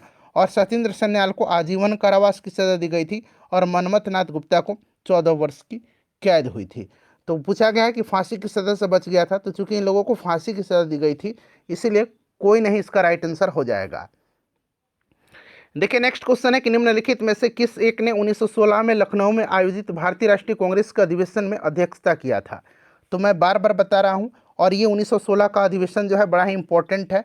इसी अधिवेशन में महात्मा गांधी जी से राजकुमार शुक्ल मिले थे और गांधी जी को चंपारण के जो नील कृषक थे, नील किसान थे, उनकी दशा के तरफ गांधी जी का ध्यान आकर्षित किया था और गांधी जी को चंपारण आने का निमंत्रण दिया था। ठीक है ना। चंपारण मुद्दा वहीं पर 1916 में पहली बार उठा था। गांधी जी चंपारण 1917 में आए और चंपारण सत्याग्रह चलाए थे, आपको भी पता है। तो यहाँ पर आपका अंबिका चरण मजुमदार, एसी मजुमदार। देखिए नेक्स्ट क्वेश्चन है हमारा फ्रेंड्स, और प्लीज़ एक बार सभी लोग जल्दी से सेशन को लाइक कर दीजिए फ्रेंड्स। देखिए अल हिलाल समाचार पत्र किसके द्वारा राष्ट्रीय, यहाँ हटा लीजिए, राष्ट्रीयता के प्रचार के लिए बना लीजिए। राष्ट्रीयता, ये टाइपिंग एरर है, राष्ट्रीयता के प्रचार के लिए शुरू किया गया था। अल हिलाल समाचार पत्र किसके द्वारा राष्ट्रीयता के प्रचार के लिए शुरू किया गया था? अल हिलाल। बताइए राइट आंसर क्या होगा इसका? तो फ्रेंड्स ये अबुल कलाम आज़ाद की है अल हिलाल। बार बार पूछा जाता है अल हिलाल समाचार पत्र के संपादक कौन है? तो अबुल कलाम आज़ाद जी हैं, और ये भारत के पहले शिक्षा मंत्री हैं, ये भी आप जरूर ध्यान रखिएगा। ठीक है ना। चलिए आगे बढ़ेंगे। नेक्स्ट क्वेश्चन हमारा कि भारतीय इतिहास में 1912 का ऐतिहासिक महत्व क्या था? 1912 का ऐतिहासिक महत्व क्या था? तो बंगाल विभाजन देखिए 1905 में हुआ था। राजधानी का कलकत्ता से दिल्ली स्थानांतरण बिल्कुल सही है, क्योंकि 1911 में घोषणा किया गया था कि राजधानी दिल्ली जाएगी, और राजधानी को 1912 में कलकत्ता से दिल्ली स्थानांतरित किया गया था। ऑप्शन बी बिल्कुल राइट आंसर हो जाएगा। भारतीय राष्ट्रीय कांग्रेस के गर्म दल और नरम दल का एकीकरण जो है 1916 में हुआ था। ठीक है ना। तो ऑप्शन नंबर यहाँ पर बी राइट आंसर हो जाएगा। देखिए बंगाल विभाजन के विरुद्ध विद्रोह का नेतृत्व किसने किया था? बताइए राइट आंसर क्या हो जाएगा? बंगाल विभाजन की विरुद्ध जो विद्रोह हुआ था इसका नेतृत्व किसने किया था? तो फ्रेंड्स ये नेतृत्व किया था सुरेंद्रनाथ बनर्जी ने। सुरेंद्रनाथ बनर्जी ने किया था। और देखिए सुरेंद्रनाथ बनर्जी की एक पुस्तक है a nation in making, a nation in making, याद रखिएगा। ठीक है ना, ए नेशन इन मेकिंग। अच्छा 1902 का अहमदाबाद का जो भारतीय राष्ट्रीय कांग्रेस का अधिवेशन था 1902 का अहमदाबाद का, इसी की अध्यक्षता सुरेंद्रनाथ बनर्जी जी ने किया था। ठीक है। चलिए नेक्स्ट क्वेश्चन है हमारा, अगला प्रश्न है कि किसने कहा था कि कांग्रेस आंदोलन न तो लोगों द्वारा प्रेरित था और न ही यह उनके द्वारा सोचा या योजनाबद्ध किया गया था?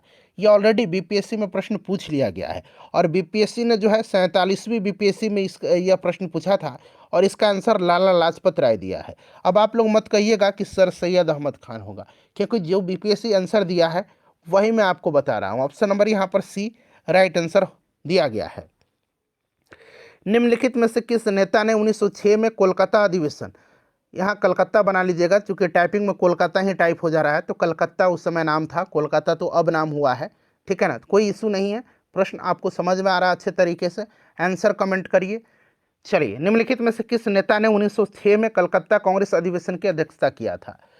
तो 1906 में कलकत्ता में हुआ था और इसकी अध्यक्षता दादा भाई नौरोजी ने किया था। ठीक है ना। चलिए तो यहाँ पर दादा भाई नौरोजी राइट आंसर हो जाएगा। नेक्स्ट क्वेश्चन है हमारा अगला प्रश्न, और देखिए गोपाल कृष्ण गोखले के बारे में जान लीजिए। गोपाल कृष्ण गोखले जो है ये 1905 के बनारस अधिवेशन की इन्होंने अध्यक्षता किया था। और मदन मोहन मालवीय के बारे में जान लीजिए, 1909 का जो लाहौर अधिवेशन था इसकी अध्यक्षता किया था इन्होंने, और 1918 का जो दिल्ली अधिवेशन था इसकी अध्यक्षता इन्होंने किया था। चलिए अगला प्रश्न है हमारा कि गदर पार्टी की स्थापना किस वर्ष हुई थी? गदर पार्टी की स्थापना कब हुई थी यह पूछा जा रहा है आपसे। चलिए बताएंगे, सभी लोग आंसर कमेंट करिए। देखिए गदर पार्टी की स्थापना जो है 1913 में लाला हरदयाल के नेतृत्व में सैन फ्रांसिस्को में हुआ था। ठीक है। सोहन सिंह भाखना इसके प्रथम अध्यक्ष थे, लाला हरदयाल इसके प्रथम मंत्री थे, और कांसीराम को कोषाध्यक्ष चुना गया था सैन फ्रांसिस्को में 1913 में। देखिए नेक्स्ट क्वेश्चन है, निम्नलिखित में से किसका योगदान होम रूल लीग की स्थापना में नहीं था? होम रूल लीग की स्थापना में किसका योगदान इसमें से नहीं था, यह आपसे पूछा जा रहा है। तो देखिए एस सुब्रमण्य अय्यर का था, एन बेसेंट का था, बाल गंगाधर तिलक का था, टीएस ऑलकॉट का नहीं था। टीएस ऑलकॉट जो है ये थियोसॉफिकल सोसाइटी से जुड़े हुए हैं। ठीक है ना। कर्नल अलकाट और मैडम ब्लावत्स्की का नाम आपने जरूर पढ़ा है, थियोसॉफिकल सोसाइटी से ये जुड़े हुए हैं। चलिए उसके बाद नेक्स्ट क्वेश्चन है, बहुत ज़्यादा मैं समय आपका नहीं लूँगा, मैराथन सेशन है, जल्दी कवर करेंगे। प्रश्नों की संख्या करीब करीब 120-25 से ज़्यादा है। देखिए निम्नलिखित में से एनी बेसेंट द्वारा निकाले जाने वाले 2 अखबार कौन थे? तो मैंने आपको बताया था ना, उसी समय आपको ध्यान रखना था कि कौन सा, जल्दी जल्दी कमेंट करिए। एनी बेसेंट के द्वारा निकाले जाने वाले 2 अखबार कौन थे? सभी लोग आंसर कमेंट करिएगा। और देखिए गांधी युग का जो चैप्टर है ना, जिससे कि सबसे ज़्यादा प्रश्न बनता है, पूरा करीब 200-250 प्रश्न है उसका। जितने भी भारतवर्ष में एग्जाम हुआ है, गांधी युग से जो प्रश्न पूछे गए हैं, चाहे वह यूपी बीसीएस हो, या फिर झारखंड का हो, या फिर मध्य प्रदेश का पीसीएस हो, या फिर बीपीएससी हो, या फिर हरियाणा का हो, जितने भी एग्जाम हुए हैं, जितने भी गांधी युग से प्रश्न पूछे गए हैं, उनको कल मैं आपको एक सेपरेट वीडियो में कवर करा दूंगा, ठीक है ना। चलिए कॉमनवेल्थ, न्यू इंडिया, ये दोनों जो है ये एनी बेसेंट की है, तो 1 और 2 यहाँ पर राइट आंसर हो जाएगा। चलिए अगला प्रश्न हमारा है कि किसने मोहम्मद अली जिन्ना को हिंदू मुस्लिम एकता का दूत कहा था? हिंदू मुस्लिम एकता का दूत किसने कहा था? तो फ्रेंड्स ये कहा था सरोजनी नायडू ने। किसने कहा था? सरोजनी नायडू ने कहा था। चलिए उसके बाद नेक्स्ट क्वेश्चन है हमारा कि गीता रहस्य नामक ग्रंथ किसके द्वारा लिखा गया है? तो मैंने उसी टाइम बताया था, बाल गंगाधर तिलक के बारे में जब बता रहा था, तो मैंने आपको बताया था कि याद रखिएगा आर्कटिक होम ऑफ आर्यंस और गीता रहस्य, इनकी 2 प्रमुख उल्लेखनीय कृतियां हैं, ठीक है ना। तो ये बाल गंगाधर तिलक यहाँ पर राइट आंसर हो जाएगा। देखिए उसके बाद अगला प्रश्न है कि भारतीय राष्ट्रीय कांग्रेस की सबसे पहली महिला अध्यक्ष कौन थी? सबसे पहली महिला अध्यक्ष, वहीं अगर पहली भारतीय महिला लगा देता तब सरोजनी नायडू होता, लेकिन पहली महिला अध्यक्ष एनी बेसेंट थी। 1917 के कलकत्ता अधिवेशन की अध्यक्षता इन्होंने किया था। और सरोजनी नायडू जो पहली भारतीय महिला अध्यक्ष थी, 1925 के कानपुर अधिवेशन की इन्होंने अध्यक्षता किया है। तो ये सभी पॉइंट्स ध्यान रखेंगे। चलिए उसके बाद देखिएगा कि सांप्रदायिक निर्वाचन क्षेत्रों की पद्धति की शुरुआत भारत में किसके द्वारा हुई? सांप्रदायिक निर्वाचन क्षेत्रों की पद्धति की शुरुआत भारत में किसके द्वारा हुई? बताइए, आंसर कमेंट करिए। तो देखिए फ्रेंड्स, ये सांप्रदायिक निर्वाचन क्षेत्रों की पद्धति की शुरुआत जो है ना, ये आपका 1909 का मार्लिमेंटो जो अधिनियम था, मार्लिमेंटो रिफॉर्म्स, सुधार अधिनियम, इसी के द्वारा हुआ था, ठीक है ना। और इसमें जो है आपको पता भी है कि पृथक मुस्लिमों के लिए निर्वाचक मंडल की व्यवस्था की गई थी। और डॉक्टर राजेंद्र प्रसाद जी ने लॉर्ड मिंटो को पाकिस्तान का जनक मानते थे। इस चीज़ को ध्यान रखिएगा, यह प्रश्न बीपीएससी पूछता है, ठीक है ना। राजेंद्र प्रसाद किसको पाकिस्तान के जनक मानते हैं? तो लॉर्ड मिंटो को। चलिए अगला प्रश्न है हमारा कि वर्ष 1909 में मैडम भिखाजी रुस्तम कामा पेरिस में निम्नलिखित में से कौन सा समाचार पत्र प्रकाशित करती थी? बताइए। ये सारे के सारे समाचार पत्र उन्हीं के हैं, बट 1909 में मैडम भिखाजी रुस्तम कामा पेरिस में से निम्नलिखित में से कौन सा समाचार पत्र प्रकाशित करती थी? राइट आंसर इसका क्या होगा? तो फ्रेंड्स देखिए, इनको जो है मैडम भिखाजी रुस्तम कामा को भारतीय स्वतंत्रता की जननी कहा जाता है। और 1907 के जर्मनी के जो स्टुटगार्ट है, वहाँ पर इन्होंने पहली बार मतलब विदेशी धरती पर भारतीय तिरंगा झंडा को फहराया था। इस चीज़ को ध्यान रखिएगा। और ये जो आपका समाचार पत्र है ये पैट्रियट है। Right answer option number C हो जाएगा। देखिए भारतीय क्रांति की जननी किसे कहा जाता है? प्रश्न आ गया मैडम भिखाजी रुस्तम कामा को, ठीक है ना। चलिए अगला प्रश्न है हमारा कि 1916 ईस्वी में मद्रास में होम रूल मूवमेंट के प्रवर्तक कौन थे? मद्रास में पूछा जा रहा है, मद्रास में पूछा जा रहा है। बताइए राइट आंसर क्या हो जाएगा? तो मद्रास में पूछा जा रहा है तो एनी बेसेंट है, और मुंबई में पूछा जाएगा मतलब महाराष्ट्र में तो बाल गंगाधर तिलक होगा। चलिए उसके बाद देखिएगा कि बाल गंगाधर तिलक द्वारा शुरू की गई साप्ताहिक पत्रिका कौन सी थी? बाल गंगाधर तिलक के द्वारा। तो मैंने बताया था कि केसरी और मराठा। द मराठा जो था ये अंग्रेजी में प्रकाशित होता था, और केसरी जो था ये मराठी में होता था। तो यहाँ पर देखिए केसरी दिया गया है, ऑप्शन ए राइट आंसर हो जाएगा। देखिए महारानी विक्टोरिया ने भारतीय प्रशासन को ब्रिटिश ताज के नियंत्रण में लेने की घोषणा कब की थी? महारानी विक्टोरिया ने भारतीय प्रशासन को ब्रिटिश ताज के नियंत्रण में लेने की घोषणा कब की थी?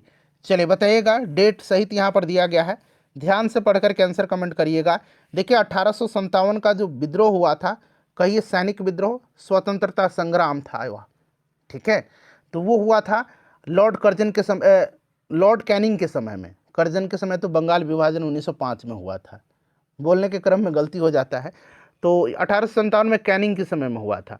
तो उस समय जो हुआ था ना, महारानी विक्टोरिया ने 1 नवंबर 1858 को, उसके बाद जो आपकी घटना है, जो स्वतंत्रता संग्राम थी 1857 की, उसके बाद ब्रिटिश ताज के नियंत्रण को जो है, भारतीय प्रशासन को ब्रिटिश ताज के नियंत्रण में जो है लेने की घोषणा किया था 1 नवंबर 1858 को। चलिए अगला प्रश्न हमारा कि 1857 के विद्रोह की सफलता के बाद बहादुर शाह द्वितीय को कहाँ निर्वासित कर दिया गया था। तो देखिए फ्रेंड्स, इनको निर्वासित कर दिया गया था कहाँ पर, तो इनको रंगून में, ठीक है ना, और वहीं पर इनकी मृत्यु हो जाती है नवंबर 1862 में, और वहीं पर इनको दफना भी दिया जाता है, ठीक है ना। चलिए उसके बाद नेक्स्ट क्वेश्चन है हमारा कि the first Indian war of independence 1857 से 1859 नामक पुस्तक के लेखक कौन हैं। ये प्रश्न अच्छा है, पूछा जा चुका प्रश्न है, सोच समझ करके आंसर कमेंट करिएगा, ऐसे नहीं कि वी डी सावरकर लगा दीजिए।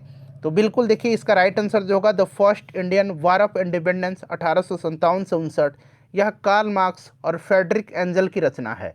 ऑप्शन नंबर ए जो लोग भी दे रहे हैं बिल्कुल राइट आंसर है, ठीक है ना। The Indian war of independence 1857 जो है ये वी डी सावरकर की है, the Indian war of independence 1857, और ये the first Indian war of independence 1857 से 59 है, यह कार्ल मार्क्स की है। आप चेक भी कर सकते हैं, ठीक है ना, कमेंट करने से पहले आप एक बार वेरीफाई कर लीजिएगा खुद को। चलिए मैंने जहां तक किया है कार्ल मार्क्स इसका आंसर होगा। चलिए नेक्स्ट क्वेश्चन है हमारा कि राजा राम मोहन राय द्वारा ब्रह्म समाज की स्थापना कब की गई थी। राजा राम मोहन राय ने ब्रह्म समाज की स्थापना कब किया था। भारतीय पुनर्जागरण के जनक कहे जाते हैं, भारत में पत्रकारिता का अग्रदूत इनको कहा जाता है, और इन्होंने 1828 में जो है ब्रह्म समाज की स्थापना किया था। वेदांत कॉलेज की स्थापना इन्होंने 1825 में किया था, ठीक है ना, इस चीज़ को भी आप ध्यान रखिएगा। चलिए नेक्स्ट क्वेश्चन कर लेंगे हम। अगला प्रश्न है कि तुहफात अल मौदीन के रचनाकार कौन है। तुहफात अल मौदीन के रचनाकार कौन है, बताइए। तुल्फात अल मौदीन के रचनाकार कौन है, तो इसके रचनाकार हैं राजा राम मोहन राय। अच्छा, राजा राम मोहन राय की एक पुस्तक है a gift to monotheist, a gift to, यहाँ मैं लिखता हूँ ए गिफ्ट टू मोनोथेइस्ट, ठीक है ना।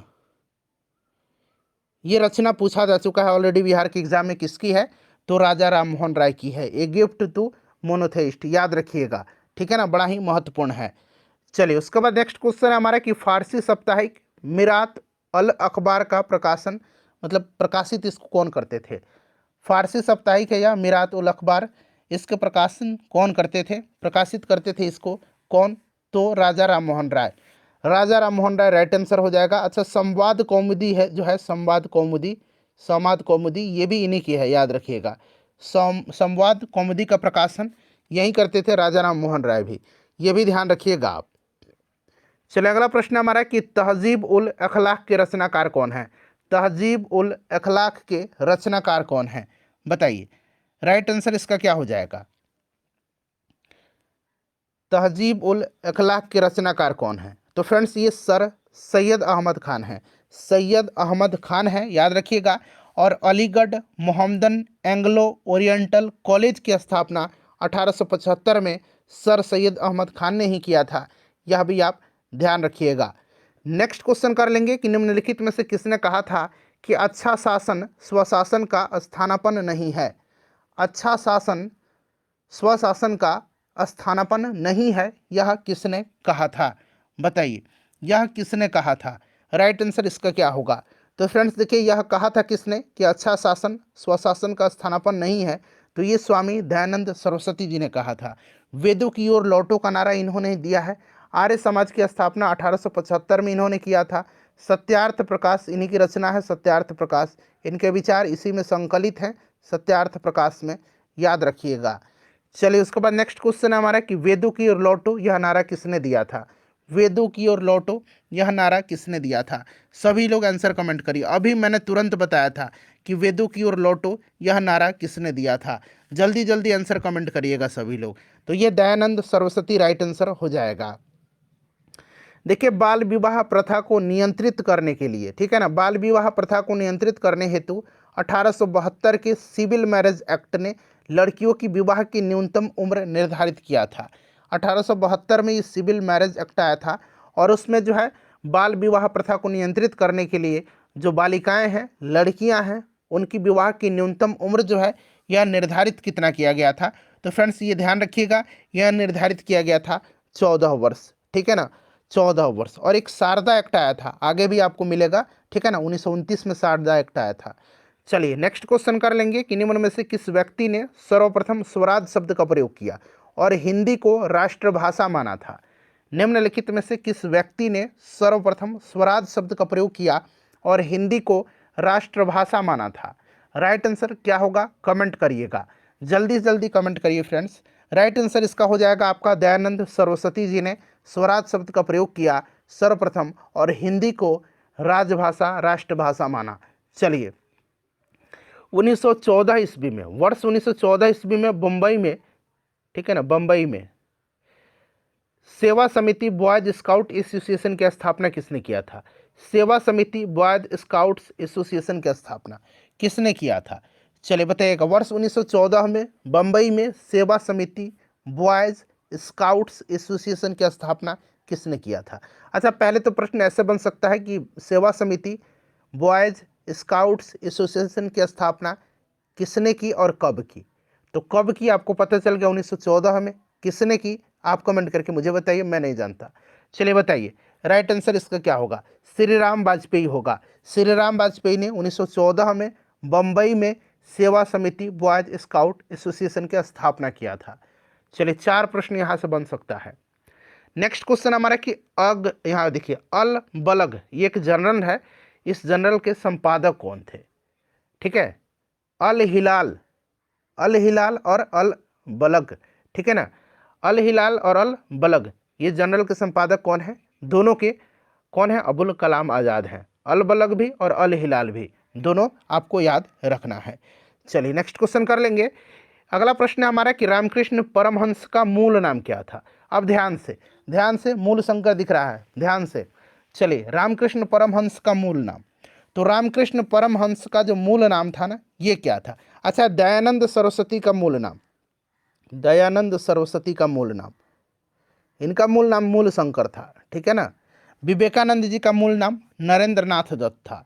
और परमहंस जो जी है, रामकृष्ण परमहंस, इनका मूल नाम गदाधर चट्टोपाध्याय था, ठीक है ना। चलिए 3 प्रश्न हो गया। रामकृष्ण परमहंस का मूल नाम गदाधर चट्टोपाध्याय, दयानंद सरस्वती का मूल शंकर और विवेकानंद जी का नरेंद्र नाथ दत्त। चलिए नेक्स्ट क्वेश्चन है हमारा कि किस धर्म सुधार की मृत्यु, धर्म सुधारक क छूट गया है, ठीक है ना, किस धर्म सुधारक की मृत्यु ग्रेट ब्रिटेन की ब्रिस्टल में हुई थी? चलिए बताइएगा, किस धर्म सुधारक की मृत्यु ग्रेट ब्रिटेन के ब्रिस्टल में हुई थी? तो आपको पता है ना कि ब्रिस्टल में मृत्यु राजा राममोहन राय की हुई थी। राजा राममोहन राय की मृत्यु जो है ग्रेट ब्रिटेन के ब्रिस्टल में हुई थी, ठीक है ना। और ये भी आपको याद रखना है कि कब हुई थी, तो 27 सितंबर 1833 को। आप 1833 याद रखिएगा, ठीक है ना। चलिए नेक्स्ट क्वेश्चन कर लेंगे। अगला प्रश्न है हमारा कि वर्ष 1898 में बनारस में सेंट्रल हिंदू कॉलेज की स्थापना किसने किया था, जिसको कि बाद में 1916 में मदन मोहन मालवीय ने बनारस हिंदी यूनिवर्सिटी के परिवर्तित किया था? प्रश्न को एक बार और पढ़ेंगे। वर्ष 1898 में बनारस में सेंट्रल हिंदू कॉलेज की स्थापना किसने की, जिसे बाद में 1916 में, ठीक है ना, या 1916 के मदन मोहन मालवीय ने बनारस हिंदू यूनिवर्सिटी में परिवर्तित किया? तो देखिए, सेंट्रल हिंदू कॉलेज की स्थापना 1898 में किया था एनी बेसेंट ने, और इसका प्रिंसिपल बने थे कौन? तो आर्थर रिचर्डसन ने, ठीक है ना, आर्थर रिचर्डसन बने थे, ठीक है। और बाद में 1916 में मदन मोहन मालवीय ने बनारस हिंदू यूनिवर्सिटी में इसको परिवर्तित किया था। क्लियर ना? एनी बेसेंट यहाँ पर राइट आंसर हो जाएगा। देखिए, किसने विवेकानंद को आधुनिक राष्ट्रीय आंदोलन का आध्यात्मिक पिता की संज्ञा दी है?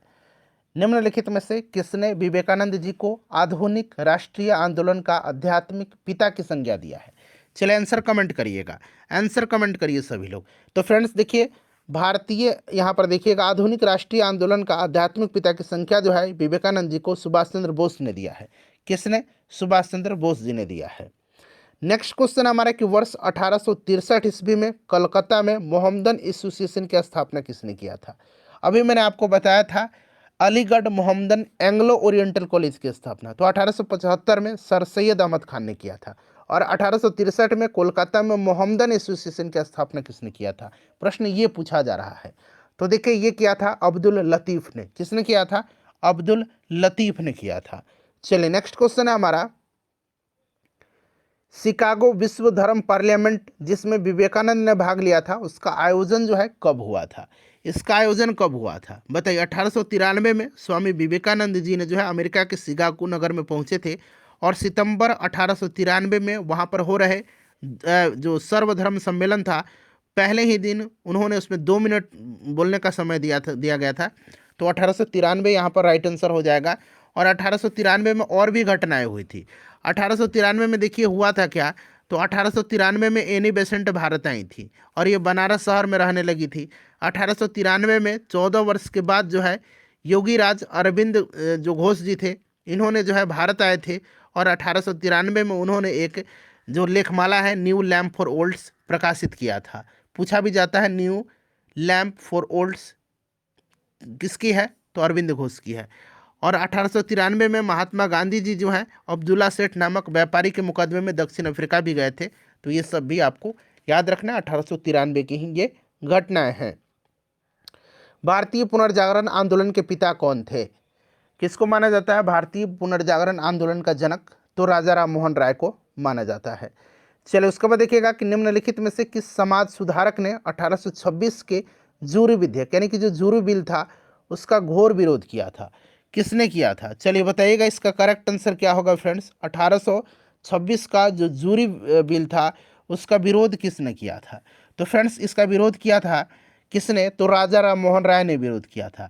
राजा राम मोहन राय इसके खिलाफ याचिकाएं भी भेजी थी जिन पर हिंदुओं और मुसलमानों ने हस्ताक्षर किया था।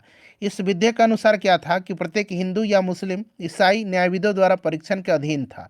वे या तो यूरोपीय हो या भारतीय हो, लेकिन वो ईसाई न्यायाधीश नहीं होगा, ठीक है। जबकि ईसाई के लिए गैर ईसाई न्यायाधीश द्वारा परीक्षण में छूट दी गई थी। चलिए उसके बाद नेक्स्ट क्वेश्चन है हमारा कि शारदा अधिनियम 1929 में, मैंने बताया था ना कि शारदा एक्ट जो था, शारदा अधिनियम, उसके अंतर्गत लड़कियों और लड़कों के विवाह की न्यूनतम आयु जो है ये क्रमशः कितने निर्धारित की गई थी? बताएंगे इसका राइट आंसर क्या होगा, कितने निर्धारित की गई थी? तो देखिए लड़कियों के लिए 14 साल और लड़कों के लिए 18 साल निर्धारित किया गया था शारदा एक्ट के तहत। चलिए उसके बाद नेक्स्ट क्वेश्चन है हमारा कि इसमें से किस प्रख्यात समाज सुधारक ने ज्ञान योग, कर्म योग तथा राजयोग नामक पुस्तकें लिखी थी? इनमें से किस प्रख्यात समाज सुधारक ने ज्ञान योग, कर्म योग तथा राजयोग नामक पुस्तकें लिखी थी? तो फ्रेंड्स यह है स्वामी विवेकानंद जी का, स्वामी विवेकानंद जी की पुस्तक है। चलिए उसके बाद नेक्स्ट क्वेश्चन कर लेंगे फ्रेंड्स कि वर्ष 1906 में बम्बई में दलित वर्ग मिशन समाज यानी कि डिप्रेस्ड क्लास मिशन सोसाइटी की स्थापना किसने किया था? ये सन आप याद रखिएगा वरना प्रश्न जो है आपसे गड़बड़ हो सकता है। तो देखिए 1906 में बम्बई में दलित वर्ग मिशन समाज यानी कि डिप्रेस्ड क्लास मिशन सोसाइटी की स्थापना जो है यह किया था किसने?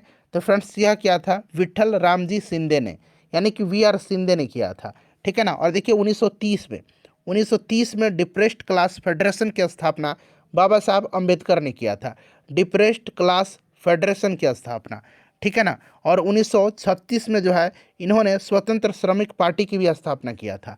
स्वतंत्र श्रमिक पार्टी की स्थापना किसने किया था? तो बाबा साहब अम्बेडकर ने 1936 में। चलिए उसके बाद नेक्स्ट क्वेश्चन है कि महाराष्ट्र में रामोसी कृषक जत्था किसने स्थापित किया था? तो देखिए महाराष्ट्र में रामोसी कृषक जत्था स्थापित किया था किसने? बताइए आंसर इसका। तो महाराष्ट्र में रामोसी कृषक जत्था स्थापित किया था वासुदेव बलवंत फड़के ने। अच्छा, ज्योतिबा फुले ने जो है 1873 में सत्यशोधक समाज की स्थापना किया था और एमजी रानाडे ने जो है पूना सार्वजनिक सभा की स्थापना एमजी रानाडे ने किया था, ठीक है ना फ्रेंड्स। चलिए उसके बाद अगला प्रश्न हमारा कि गुलामगिरी के लेखक कौन था? गुलामगिरी को लिखा है किसने? तो गुलामगिरी को लिखा है फ्रेंड्स ज्योतिबा फुले ने। ज्योतिबा फुले राइट आंसर हो जाएगा। अच्छा, अंबेडकर जी की एक पुस्तक है जो कि बार बार पूछा जा रहा है आजकल एग्जाम में बिहार में, पुस्तक का नाम है एनहिलेशन। यहाँ मैं अंग्रेजी में ही लिख देता हूँ एनहिलेशन, ठीक है ना, एनहिलेशन ऑफ कास्ट, ठीक है ना। ये बाबा साहब अम्बेडकर की रचना है, एनहिलेशन ऑफ कास्ट। अगर पूछिएगा किसकी रचना है तो बाबा साहब अम्बेडकर की। चलो उसके बाद देखिएगा कि अखिल भारतीय किसान सभा का गठन कब हुआ? अखिल भारतीय किसान सभा का गठन तो देखिए अखिल भारतीय किसान सभा का गठन 1936 में स्वामी सहजानंद सरस्वती ने किया था और 1936 में ही लखनऊ में इसका पहला अधिवेशन हुआ था, जिसकी अध्यक्षता किसने किया था? स्वामी सहजानंद सरस्वती जी ने किया था। और देखिए 1936 में अखिल भारतीय किसान सभा का गठन हुआ था, इसके अध्यक्ष स्वामी सहजानंद सरस्वती थे और इसके सचिव कौन थे? NG रंगा थे। ठीक है ना, ध्यान रखिएगा। चलिए अगला प्रश्न कि अखिल भारतीय व्यापार संघ कांग्रेस यानी कि all India trade union Congress AITUC, यहाँ स्पष्ट लिखा भी गया है, इसका स्थापना 1920 में किसने किया था? चलिए बताइए, अखिल भारतीय व्यापार कांग्रेस संघ यानी कि all India trade union Congress, इसकी स्थापना किसने किया था? तो देखिए इसकी स्थापना जो किया था ना फ्रेंड्स, ये किसने किया था? तो NM जोशी ने किया था। NM जोशी ने किया था। ऑप्शन नंबर यहाँ पर ए राइट आंसर हो जाएगा। उसके बाद देखिए भारतीय शिक्षा का मैग्ना कार्टा यानी कि महाधिकार पत्र किसको कहा जाता है? भारतीय शिक्षा का मैग्ना कार्टा किसको कहा जाता है? देखिए भारतीय शिक्षा का मैग्ना कार्टा जो है ये वुड डिस्पैच को यानी कि वुड की घोषणा पत्र जो 1854 में लॉर्ड डलहौजी के समय लागू हुआ था उसी को कहा जाता है। वुड डिस्पैच 1854 में लागू हुआ था, किसके समय में? तो लॉर्ड डलहौजी के कार्यकाल के दौरान। इस चीज़ को आप ध्यान रखेंगे आप। चलिए उसके बाद नेक्स्ट क्वेश्चन है हमारा कि हिंदू कॉलेज कलकत्ता 1817 में इसकी स्थापना हुई, जो कि पाश्चात्य पद्धति पर उच्च शिक्षा देने का प्रथम कॉलेज था, जिसका धार्मिक शिक्षा से कोई संबंध नहीं था। इसकी स्थापना किसने किया था? बताइए। तो हिंदू कॉलेज कलकत्ता 1817 जो कि पाश्चात्य पद्धति पर उच्च शिक्षा देने का प्रथम कॉलेज था, इसकी स्थापना जो है किसने किया था? तो इसकी स्थापना डेविड हेयर ने किया था। डेविड हेयर ने किया था। ठीक है ना, राजा राम मोहन राय भी इसमें थे, डेविड हेयर ने किया था। चलिए उसके बाद नेक्स्ट क्वेश्चन हमारा कि निम्नलिखित में से कौन बंगाल में अस्थायी बंदोबस्त का प्रस्तावक था? अस्थायी बंदोबस्त का प्रस्तावक पूछा गया है। अस्थायी बंदोबस्त की अगर हम बात करते हैं फ्रेंड्स, तो आपको याद होगा 1793 में लागू हुआ था लॉर्ड कॉर्नवालिस के समय, और इसकी योजना जॉन शोर ने बनाई थी और इसे बंगाल, बिहार, उड़ीसा, बनारस और मद्रास के उत्तरी जिलों में लागू किया गया था। और इसमें जमींदार भू राजस्व की दर तय करने के लिए स्वतंत्र थे। जॉन शोर ने बनाई थी। ठीक है ना, लॉर्ड कॉर्नवालिस के समय 1793 में यह लागू हुआ था। चलिए उसके बाद नेक्स्ट क्वेश्चन है हमारा कि कांग्रेस के किस अधिवेशन में पहली बार कांग्रेस द्वारा मौलिक अधिकारों और राष्ट्रीय आर्थिक कार्यक्रमों से संबंधित प्रस्ताव पारित किए गए? बड़ा ही महत्वपूर्ण प्रश्न है। चलिए बताइएगा इसका राइट आंसर क्या होगा, सभी लोग आंसर कमेंट करिए।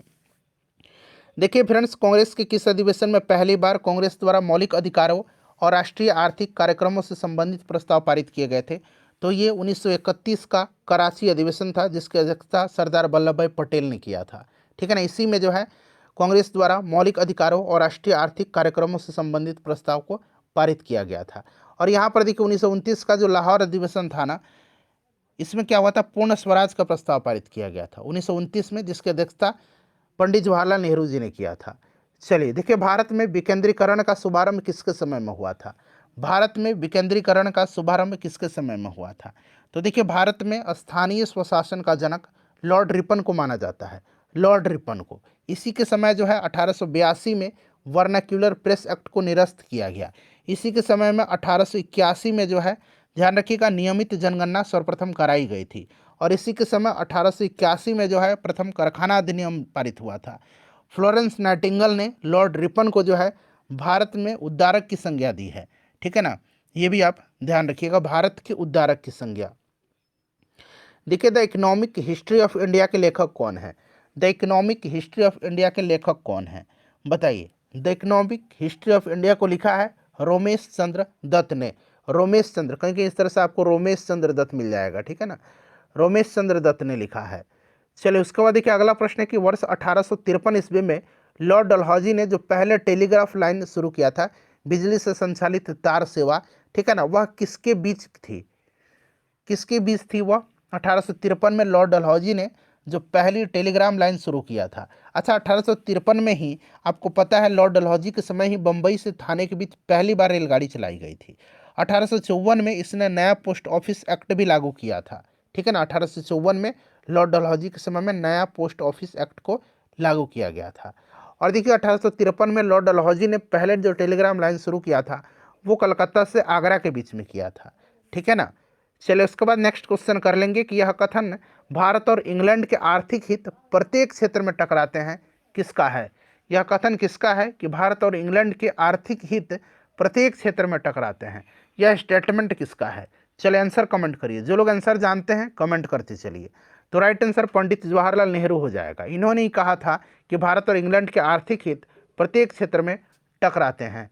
चलिए उसके बाद नेक्स्ट क्वेश्चन है हमारा कि युवा बंगाल आंदोलन यानी कि यंग बंगाल मूवमेंट के नेता कौन थे? यंग बंगाल मूवमेंट के नेता कौन थे, युवा बंगाल आंदोलन के नेता? तो फ्रेंड्स हेनरी विवियन डिरोजियो थे।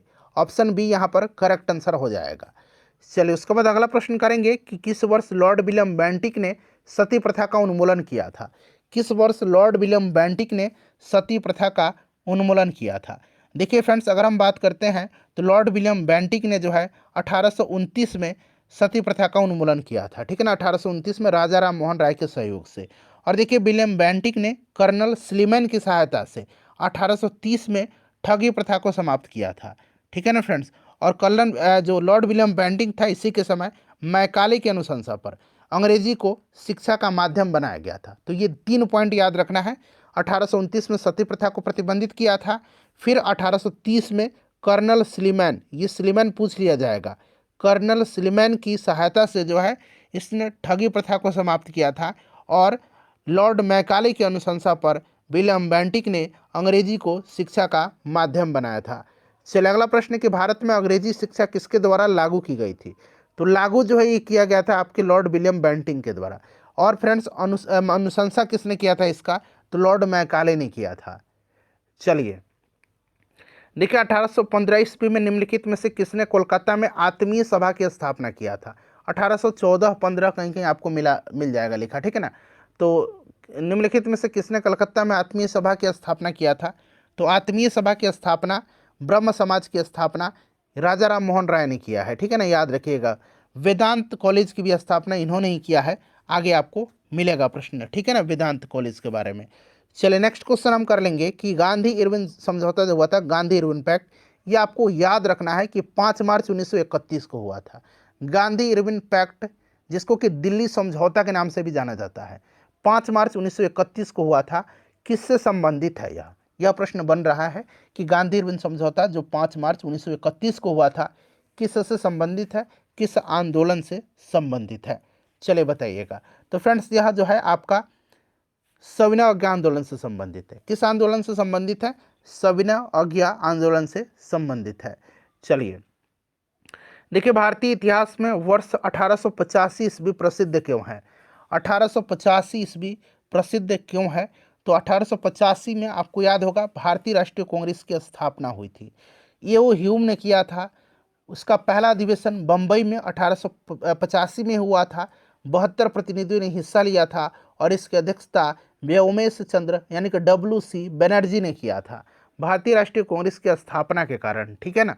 चलिए उसके बाद नेक्स्ट क्वेश्चन करेंगे कि आधुनिक भारतीय इतिहास में गोकुलदास तेजपाल संस्कृत महाविद्यालय क्यों प्रसिद्ध है? आधुनिक भारतीय इतिहास में गोकुलदास तेजपाल संस्कृत महाविद्यालय क्यों प्रसिद्ध है? तो क्योंकि भारतीय राष्ट्रीय कांग्रेस का प्रथम अधिवेशन यहीं पर हुआ था। इसकी अध्यक्षता WC बनर्जी ने किया था। 72 प्रतिनिधियों ने हिस्सा लिया था। ये सब आप याद रखिएगा। देखिए भारतीय राष्ट्रीय कांग्रेस की पहली बैठक किस शहर में हुई थी?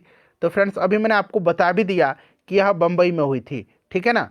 चलिए उसके बाद दूसरा पूछेगा, तो दूसरा कहाँ हुआ था? कलकत्ता में हुआ था 1886 में, जिसका अध्यक्षता दादा भाई नौरोजी ने किया था, ठीक है ना। निम्नलिखित कांग्रेसी नेताओं में से किसको भारत का महान वृद्ध व्यक्ति यानी कि grand old man of India कहा जाता है? तो grand old man of India कहा जाता है दादा भाई नौरोजी को, ठीक है ना। महान वृद्ध व्यक्ति इनको कहा जाता है भारत का, ठीक है, याद रखिएगा। ऑप्शन नंबर यहाँ पर C राइट आंसर हो जाएगा।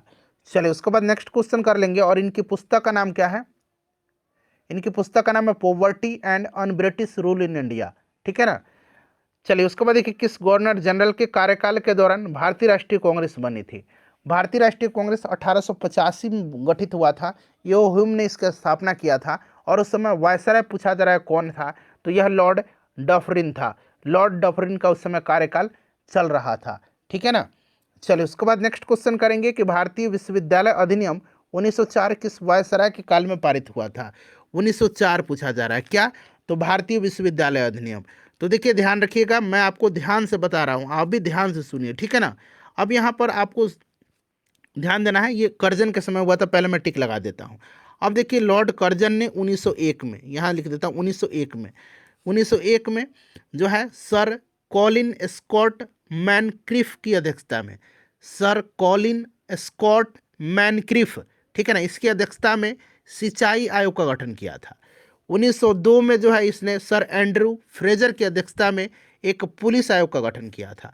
और 1900 इसने दो में ही, ठीक है ना, 1904 में, 1904 में जो है, 1904 में जो है ध्यान रखिएगा, इसने जो है भारतीय विश्वविद्यालय अधिनियम पास किया था। और 1902 में ही जो है, 1902 में ही यहाँ बना लीजिए, 1902 में ही जो है सर टॉमस रेले की अध्यक्षता में विश्वविद्यालय आयोग का गठन किया था।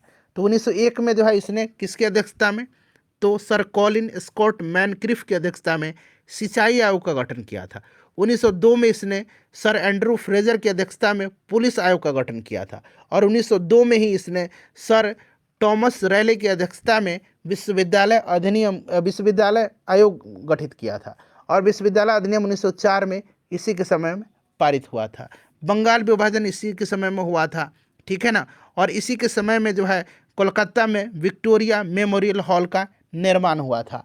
चलिए, भारतीय सिविल सेवा यानी कि आईसीएस चुने गए पहले भारतीय कौन थे, आईसीएस चुने गए पहले भारतीय जो थे ये कौन थे, तो फ्रेंड्स ये थे आपके सत्येंद्र नाथ टैगोर। 1863 में आईसीएस में चयनित होने वाले ये पहले भारतीय थे, सत्येंद्र नाथ टैगोर।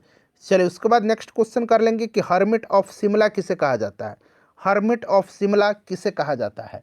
हर्मिट ऑफ शिमला जो है यह कहा जाता है हर्मिट ऑफ शिमला, इसको एओ ह्यूम को कहा जाता है, ठीक है ना, एओ ह्यूम को, जिसने भारतीय राष्ट्रीय कांग्रेस की स्थापना किया था। और grand old man of India दादा भाई नौरोजी को कहा जाता है। देखिए वह कौन सा प्रथम भारतीय था जो ब्रिटिश संसद के लिए निर्वाचित हुआ था, निर्वाचित जो हुआ था वो कौन था, तो वो पहले भारतीय कौन थे, तो ये दादा भाई नौरोजी थे। 1892 के आम चुनाव में जो है फिन्सबरी सेंट्रल से या लिबरल पार्टी के लिए चुने गए थे और पहले ब्रिटिश भारतीय सांसद थे दादा भाई नौरोजी। नेक्स्ट क्वेश्चन हमारा कि a nation in the making, इस पुस्तक को लिखा किसने है, तो मैंने आपको बता भी दिया था डिस्कशन के दौरान कि a nation in the making को लिखा है सुरेंद्रनाथ बनर्जी ने, सुरेंद्रनाथ बनर्जी ने लिखा है। चलो उसके बाद नेक्स्ट क्वेश्चन है कि इल्बर्ट बिल विवाद किस वायसराय के काल में उभरा।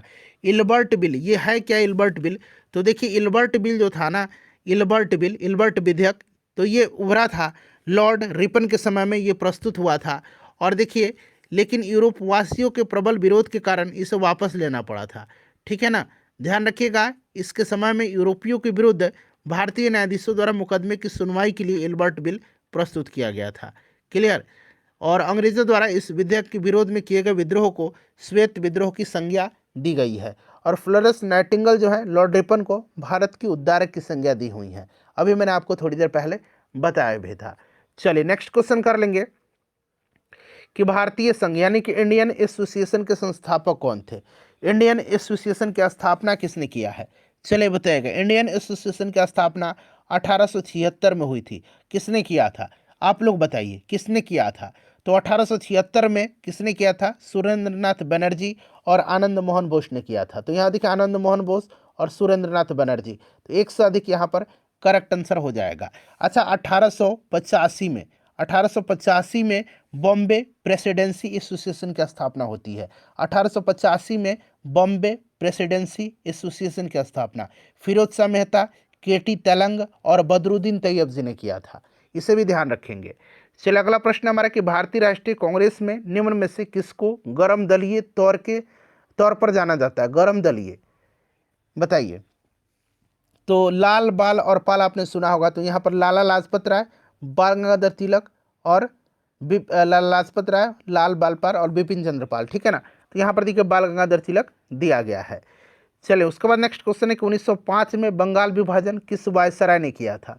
सिंपल सा क्वेश्चन है बट इंपॉर्टेंट है, इसीलिए मैंने रखा है, लॉर्ड कर्जन ने किया था बंगाल विभाजन, ठीक है ना।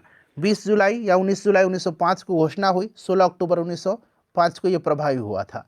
चलिए उसके बाद नेक्स्ट क्वेश्चन कर लेंगे कि भारतीय राष्ट्रीय कांग्रेस के प्रथम मुस्लिम प्रेसिडेंट कौन थे, भारतीय राष्ट्रीय कांग्रेस के प्रथम मुस्लिम प्रेसिडेंट जो बने थे, ये जो तीसरा अधिवेशन हुआ था भारतीय राष्ट्रीय कांग्रेस का मद्रास में 1887 में, इसी में इन्होंने अध्यक्षता किया था।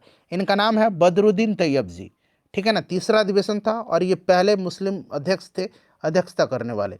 बदरुद्दीन तैयब जी नहीं दिया गया है, उपरोक्त में से कोई नहीं, राइट आंसर इसका हो जाएगा। चलो उसके बाद नेक्स्ट क्वेश्चन करिए कि ब्रिटिश हाउस ऑफ कॉमन्स का चुनाव किस प्रथम भारतीय ने लड़ा था, बताएंगे। इसका आंसर आप मुझे कमेंट करके आप लोग बताइए, ठीक है ना। चलिए उसके बाद नेक्स्ट क्वेश्चन कर लेंगे कि किसने कहा था कि कांग्रेस पतन के लिए लड़खड़ा रही है और मेरी सबसे बड़ी अभिलाषा है कि जब तक मैं भारत में हूं कांग्रेस की शांतिपूर्ण समाप्ति में सहयोग करना है। तो यह स्टेटमेंट जो है किसका है, कांग्रेस पतन के लिए लड़खड़ा रही है। ये पिछले बार जो है बीपीएससी TRE 2.0 में पूछा गया प्रश्न है, ठीक है ना।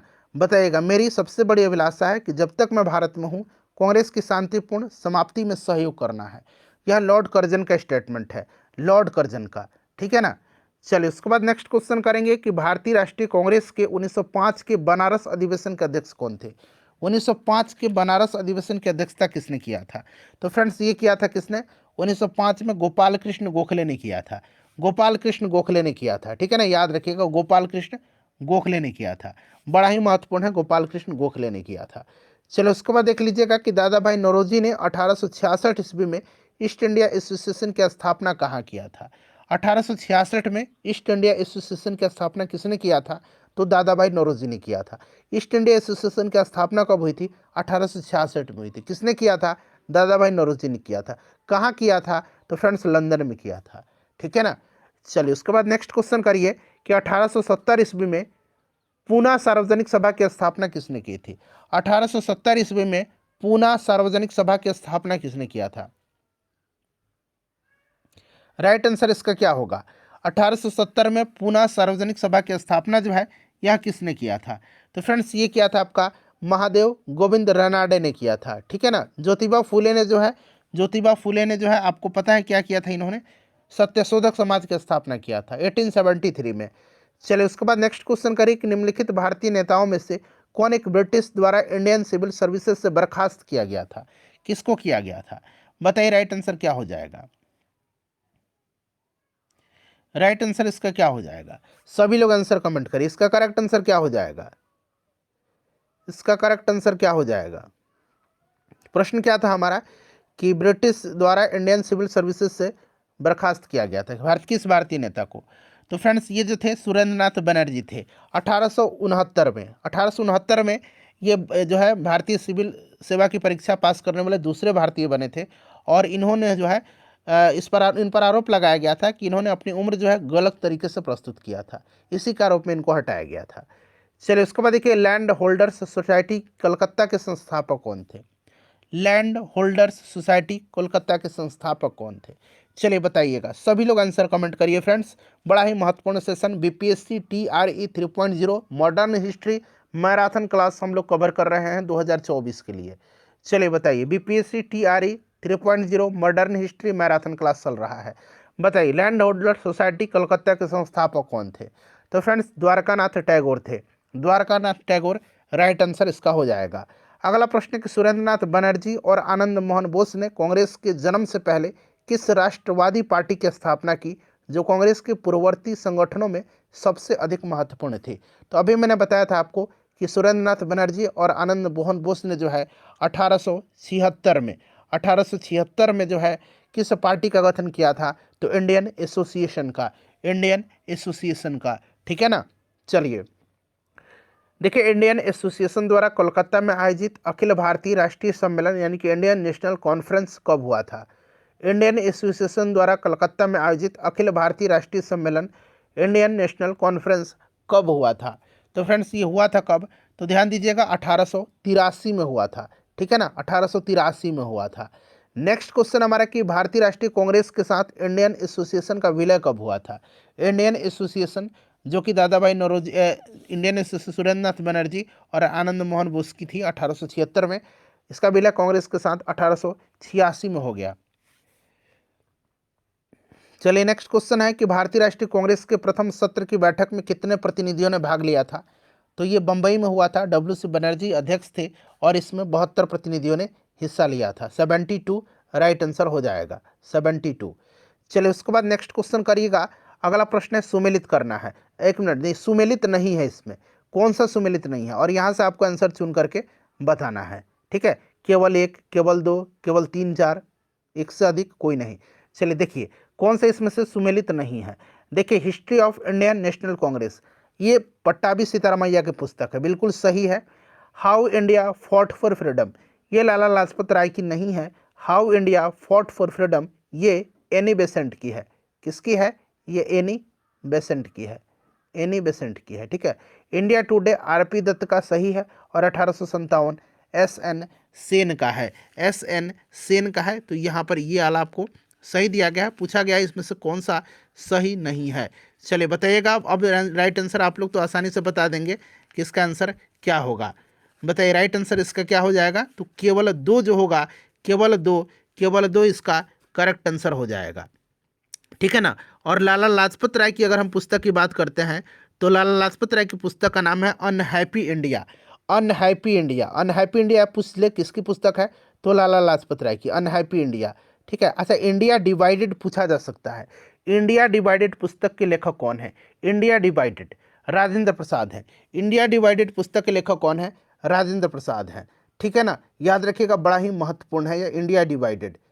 इंडिया अनरेस्ट किसने लिखा है? इंडियन अनरेस्ट, इंडियन अनरेस्ट लिखा है वैलेंटाइन सिरोल ने। ठीक है।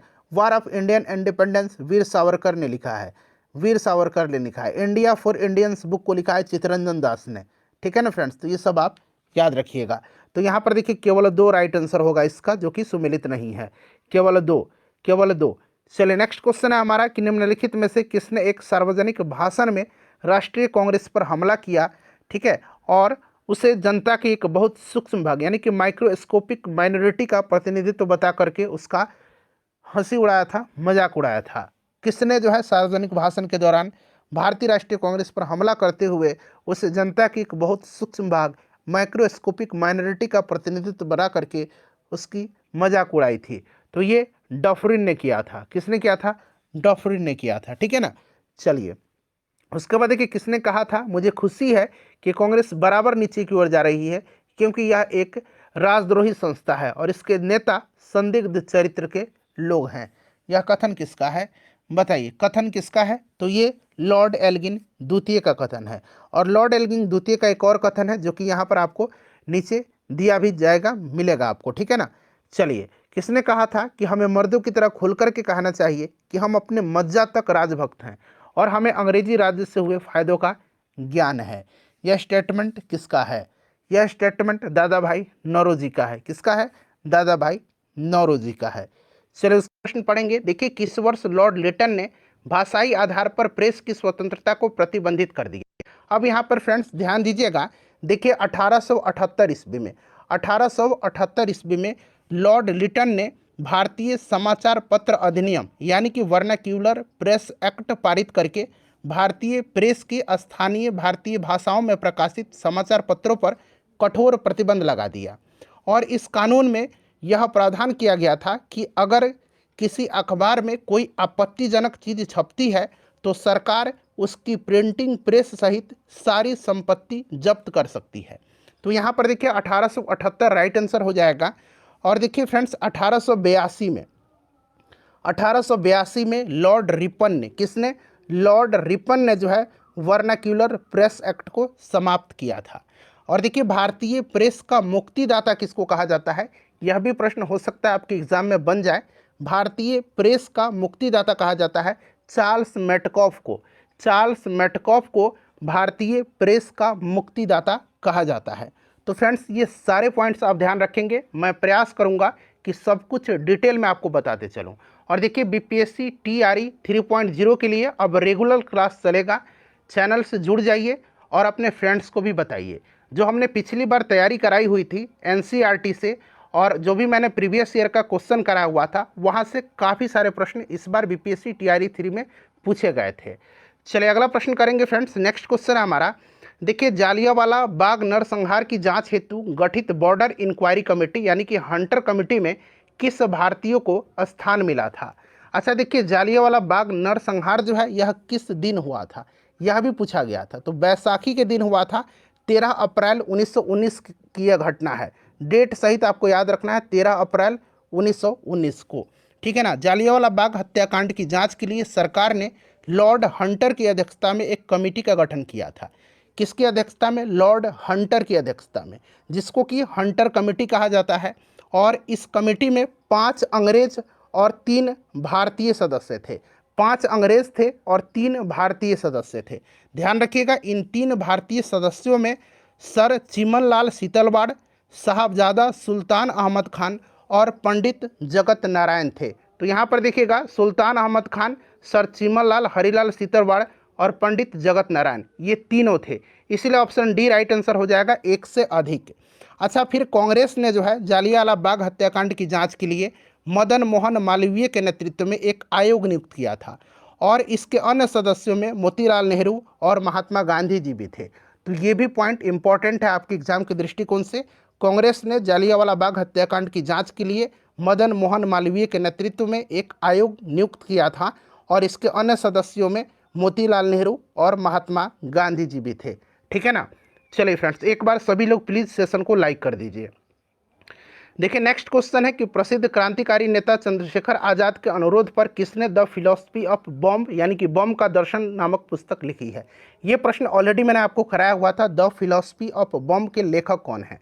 तो फ्रेंड्स, इसको लिखा है किसने? भगवती चरण वोहरा ने लिखा था। ऑप्शन नंबर यहाँ पर सी, जिन्होंने भी दिया है उनका बिल्कुल करेक्ट आंसर है। चलिए, नेक्स्ट क्वेश्चन है हमारा, और एनसीईआरटी से कल मैं क्लासेज स्टार्ट कर रहा हूँ history, geography, polity, science class 6 to 12 के लिए। ठीक है ना। चलिए देखिए, अगला प्रश्न है कि कामागाटा मारू क्या था? यहाँ पर क्या बना लीजिएगा, ये टाइपिंग एरर है। कामागाटा मारू क्या था? चलिए सभी लोग आंसर कमेंट करिएगा। देखिए, कामागाटा मारू जो था यह एक जापानी जहाज़ था, और इस जापानी जहाज़ को 1914 में 1914 में जो है 1940 में किसने जो है किराए पर लिया था? तो याद रखेंगे, बाबा गुरुदत्त सिंह ने। बाबा गुरुदत्त सिंह ने जो है इसको किराए पर लिया था। क्लियर ना। और जब यह जहाज़ जो है बजबज नामक बंदरगाह, जो कि आपका पश्चिम बंगाल में पड़ेगा, वहाँ पर जब पहुँचा था बजबज पर, तब उसकी तलाशी ली गई थी, और वहाँ पर जो है थोड़ा बहुत संघर्ष भी हुआ था, और इसमें 18 यात्री लगभग मारे गए थे और लगभग 25 यात्री घायल भी हुए थे। तो याद रखिएगा, कामागाटा मारू क्या था? तो यह एक जहाज़ था। ठीक है। और किराए पर किसने लिया था? तो बाबा गुरुदत्त सिंह ने लिया था। ये भी प्रश्न बन सकता है। चलिए फ्रेंड्स, अगला प्रश्न करेंगे अब हम लोग कि जालियांवाला बाग नृशंस हत्याकांड किस दिन हुआ था? दिन देखिए पूछा गया है। डेट अगर आपसे पूछा जाए तो 13 अप्रैल 1919 की यह घटना है, जैसे कि मैंने आपको अभी बताया है। और यहाँ पर दिन पूछा गया है, तो दिन कौन सा है? तो वैसाखी के दिन यह हुआ था। किस दिन हुआ था? वैसाखी के दिन हुआ था। ठीक है। चलिए, उसके बाद नेक्स्ट क्वेश्चन है कि आत्मसम्मान आंदोलन के पुरोधा कौन थे? आत्मसम्मान आंदोलन के पुरोधा कौन थे? चलिए सभी लोग आंसर कमेंट करिएगा कि आत्मसम्मान आंदोलन के पुरोधा कौन थे। आत्मसम्मान आंदोलन एक गतिशील सामाजिक आंदोलन था, जिसका उद्देश्य समकालीन हिंदू सामाजिक व्यवस्था को जाति, धर्म और ईश्वरीय आस्था के बिना एक नए समग्र एवं तर्कसंगत समाज में परिवर्तित करना था। ईवी रामास्वामी नाइकर के द्वारा वर्ष 1925 में रामास्वामी नाइकर के द्वारा 1925 में आत्मसम्मान आंदोलन की शुरुआत तमिलनाडु में की गई थी। यह एक समतावादी आंदोलन था, जिसने ब्राह्मणवादी आधिपत्य को तोड़ने का कार्य किया था, और समाज में पिछड़े वर्गों और महिलाओं के लिए समान अधिकारों तथा तेलुगु, तमिल, कन्नड़ और मलयालम आदि द्रविड़ भाषाओं के पुनरुत्थान पर जोर दिया था। तो ये आपका EV Ramasamy Naicker right answer हो जाएगा। चलिए फ्रेंड्स, नेक्स्ट क्वेश्चन है हमारा कि 1873 में रचित पुस्तक गुलामगिरी किस धारणा को निष्प्रभावी करती है? अच्छा, गुलामगिरी जो है इसको लिखा किसने है? गुलामगिरी को लिखा है ज्योतिबा फूले ने। महात्मा ज्योतिबा फूले ने इसको मराठी में लिखा था। किस भाषा में? तो मराठी में लिखा था। ठीक है ना फ्रेंड्स। और इसमें जाति व्यवस्था की आलोचना करने के लिए 16 भाग के निबंध और 4 गीतात्मक पदों का प्रयोग किया गया है। तो यहाँ पर देखिए, निम्न जातीय विभेद यहाँ पर राइट आंसर हो जाएगा। नेक्स्ट क्वेश्चन करेंगे हम लोग कि हिंदुस्तान स्टैंडर्ड किसका समाचार पत्र है? अब यहाँ पर ध्यान दीजिएगा, एक है हिंदुस्तान टाइम्स है, और एक केवल हिंदुस्तान है। जो कि मदन मोहन मालवीय जी का है। हिंदुस्तान टाइम्स जो होगा, हिंदुस्तान टाइम्स ये के.एम. पनिकर का है, यहाँ पर देखिए। और हिंदुस्तान स्टैंडर्ड जो है यह आपका सच्चिदानंद सिन्हा होगा, ऑप्शन बी राइट आंसर हो जाएगा। अच्छा, अल हिलाल और अल बलग अबुल कलाम आज़ाद जी की है, ऑलरेडी मैंने आपको बताया था। सोम प्रकाश किसकी है? सोम प्रकाश ईश्वर चंद्र विद्यासागर की है। ये भी आप साथ साथ ध्यान रखेंगे, मैं बिल्कुल आपका समय वेस्ट नहीं करूंगा। चलिए नेक्स्ट क्वेश्चन है कि महात्मा गांधी ने चंपारण यात्रा किस वर्ष में किया था? महात्मा गांधी जी ने चंपारण यात्रा किस वर्ष में किया था? सिंपल सा क्वेश्चन है, सभी लोग इसका आंसर कमेंट करके बताइए। महात्मा गांधी जी ने चंपारण यात्रा किस वर्ष में किया था? तो 1917 में किया था, ठीक है ना, 1917 में किया था, आपको याद होगा फ्रेंड्स, काफ़ी इंपॉर्टेंट क्वेश्चन है। 1917 में इन्होंने चंपारण सत्याग्रह स्टार्ट किया था। राजकुमार शुक्ल जी 1916 में लखनऊ अधिवेशन में गांधी जी से मिले थे और गांधी जी की तरफ यहाँ की जो नील कृषक थे चंपारण के, उनकी दुर्दशा की तरफ महात्मा गांधी जी का ध्यान आकृष्ट किया था और उनको चंपारण आने का निमंत्रण किया था और उन्होंने निमंत्रण स्वीकार करते हुए 1917 में चंपारण की यात्रा किया था। चंपारण का जो मुद्दा था, जो नील किसानों का, यह आपका उठा था लखनऊ अधिवेशन में, ठीक है ना, इसे भी आप ध्यान रखेंगे। चलिए 1942 में किसने भारत छोड़ो आंदोलन का आह्वान किया था? 1942 में किसने भारत छोड़ो आंदोलन का आह्वान किया था? चलिए सभी लोग इसका आंसर कमेंट करिएगा। देखिए 8 अगस्त 1942 को 8 अगस्त 1942 को महात्मा गांधी जी ने ब्रिटिश शासन को समाप्त करने का आह्वान किया और मुंबई में अखिल भारतीय कांग्रेस कमेटी के सत्र में भारत छोड़ो आंदोलन शुरू किया था। गांधी जी ने ग्वालियर टैंक मैदान में अपने भाषण में करो या मरो का आह्वान किया था, जिसे अब अगस्त क्रांति मैदान के नाम से जाना जाता है। और स्वतंत्रता आंदोलन की ग्रैंड ओल्ड लेडी, बड़ा ही इंपॉर्टेंट पॉइंट है, स्वतंत्रता आंदोलन की ग्रैंड ओल्ड लेडी के रूप में लोकप्रिय अरुणा असफ अली को भारत छोड़ो आंदोलन के दौरान मुंबई के ग्वालियर टैंक मैदान में भारतीय ध्वज फहराने के लिए याद किया जाता है। यह भी आप पॉइंट ध्यान रखिएगा। भारत छोड़ो आंदोलन का नारा एक समाजवादी और ट्रेड यूनियनवादी यूसुफ मेहर अली के द्वारा गढ़ा गया था। यह नारा जो था भारत छोड़ो का, यह यूसुफ मेहर अली के द्वारा गढ़ा गया था, ठीक है ना, याद रखिएगा। और मेहर अली जी ने साइमन गो बैक का भी नारा दिया था, इससे भी आप ध्यान रखेंगे, लेकिन आह्वान किया था महात्मा गांधी जी ने, ठीक है ना।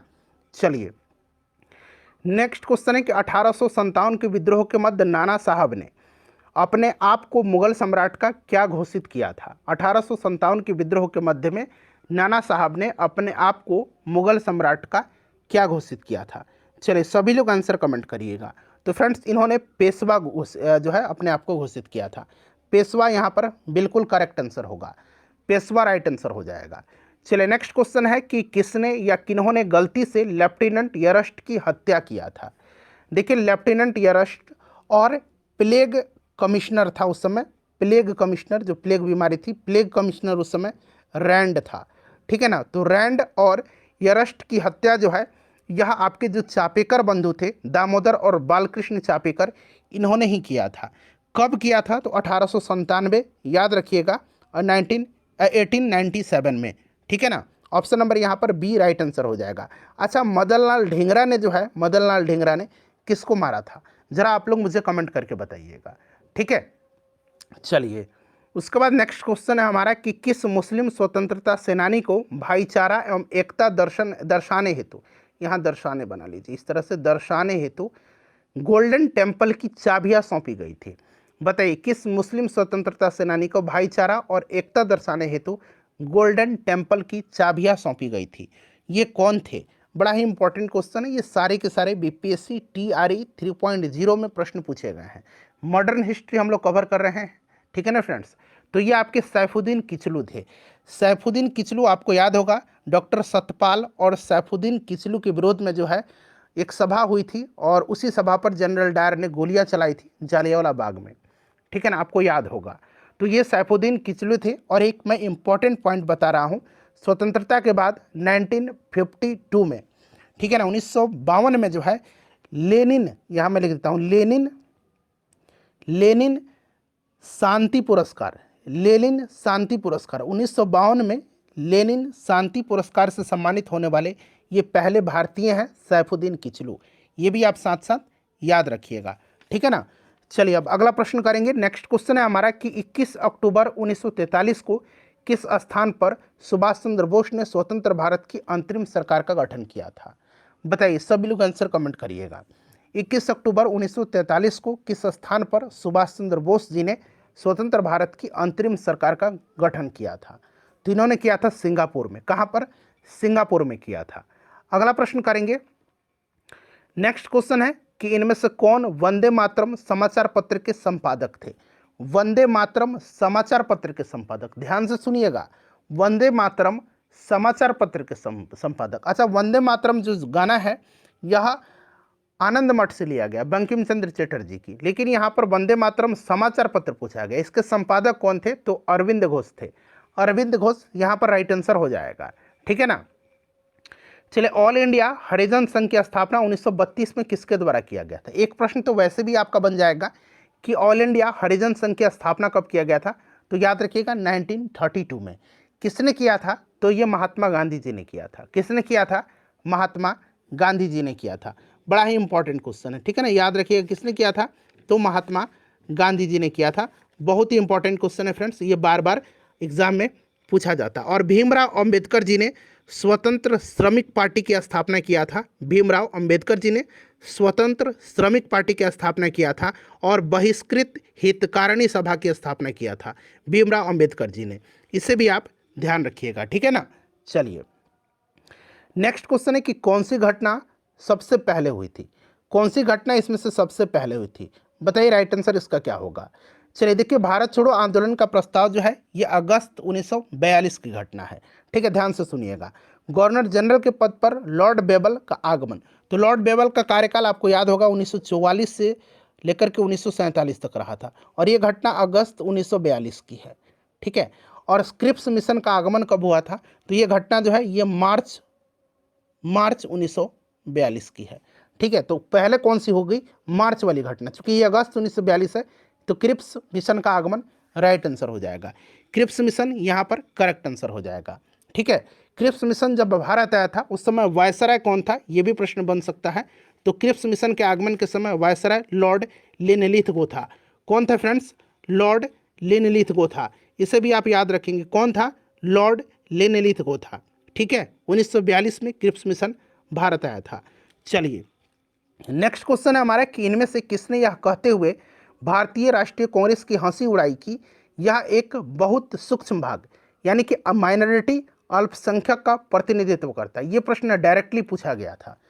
चलिए देखिएगा, किसने यह कहते हुए हंसी उड़ाई थी कि कांग्रेस एक बहुत सूक्ष्म भाग यानी कि अल्पसंख्यक, अंग्रेजी में इसको माइनॉरिटी बोलेंगे, का प्रतिनिधित्व करता है? तो ये स्टेटमेंट लॉर्ड डफरिन का था। किसका था? लॉर्ड डफरिन का था। इसी के समय जो है 1885 में भारतीय राष्ट्रीय कांग्रेस की स्थापना भी हुई थी। क्लियर ना? अच्छा, एक स्टेटमेंट कर्जन का है जो बीपीएससी टीआरई में पूछा जा चुका है। यह स्टेटमेंट क्या है कि कांग्रेस अपनी पतन की ओर लड़खड़ा रही है और भारत में रहते हुए मेरी सबसे बड़ी इच्छा यानी कि महत्वाकांक्षाओं में से एक इसमें इसकी शांतिपूर्ण समाप्ति में मैं सहायक बनूं। ये कर्जन का स्टेटमेंट है, ठीक है ना, याद रखिएगा। चलिए, अगला प्रश्न हमारा कि मुजफ्फरपुर बम कांड में किसको फांसी की सजा दी गई थी? अच्छा देखिए, मुजफ्फरपुर बम कांड की बात करते हैं तो मुजफ्फरपुर बम कांड के बारे में ध्यान से सुनिएगा। प्रफुल्ल चाकी और खुदीराम बोस थे इसमें सम्मिलित। और देखिए 30 अप्रैल 1908 को 30 अप्रैल 1908 को मुजफ्फरपुर के जज किंग्सफोर्ड की हत्या का प्रयत्न इन्होंने किया था। किसने? प्रफुल्ल चाकी और खुदीराम बोस ने। गलती से बम जाकर के कैनेडी की गाड़ी पर गिरी थी और जिसमें 2 महिलाओं की मृत्यु हुई थी। प्रफुल्ल चाकी ने जो है आत्महत्या कर लिया था और खुदीराम बोस को जो है फांसी की सजा दी गई थी 11 अगस्त 1908 को। 11 अगस्त 1908 को खुदीराम बोस को फांसी की सजा दिया गया था और प्रफुल्ल चाकी ने जो है आत्महत्या कर लिया था। इन्होंने आत्महत्या कर लिया था, ठीक है। तो यहाँ पर पूछा गया है कि फांसी किसको दी गई थी? तो खुदीराम बोस को, ठीक है। चलिए फ्रेंड्स, उसके बाद देखिएगा कि किस वर्ष बाबू कुंवर सिंह का देहांत हुआ था? बड़ा ही इंपॉर्टेंट क्वेश्चन है। बाबू कुंवर सिंह का जन्म अगर पूछा जाए तो 1777 याद रखिएगा फ्रेंड्स, और इनकी मृत्यु जो हुई थी, इनका देहांत जो हुआ था ये कब हुआ था? तो 1858 में, ठीक है। बिहार में इन्होंने जो है 1857 की क्रांति का नेतृत्व किया था। जगदीशपुर के थे, याद रखिएगा फ्रेंड्स, मैं जहां भी रहूं जगदीशपुर वहीं है, ये स्टेटमेंट इन्हीं का है।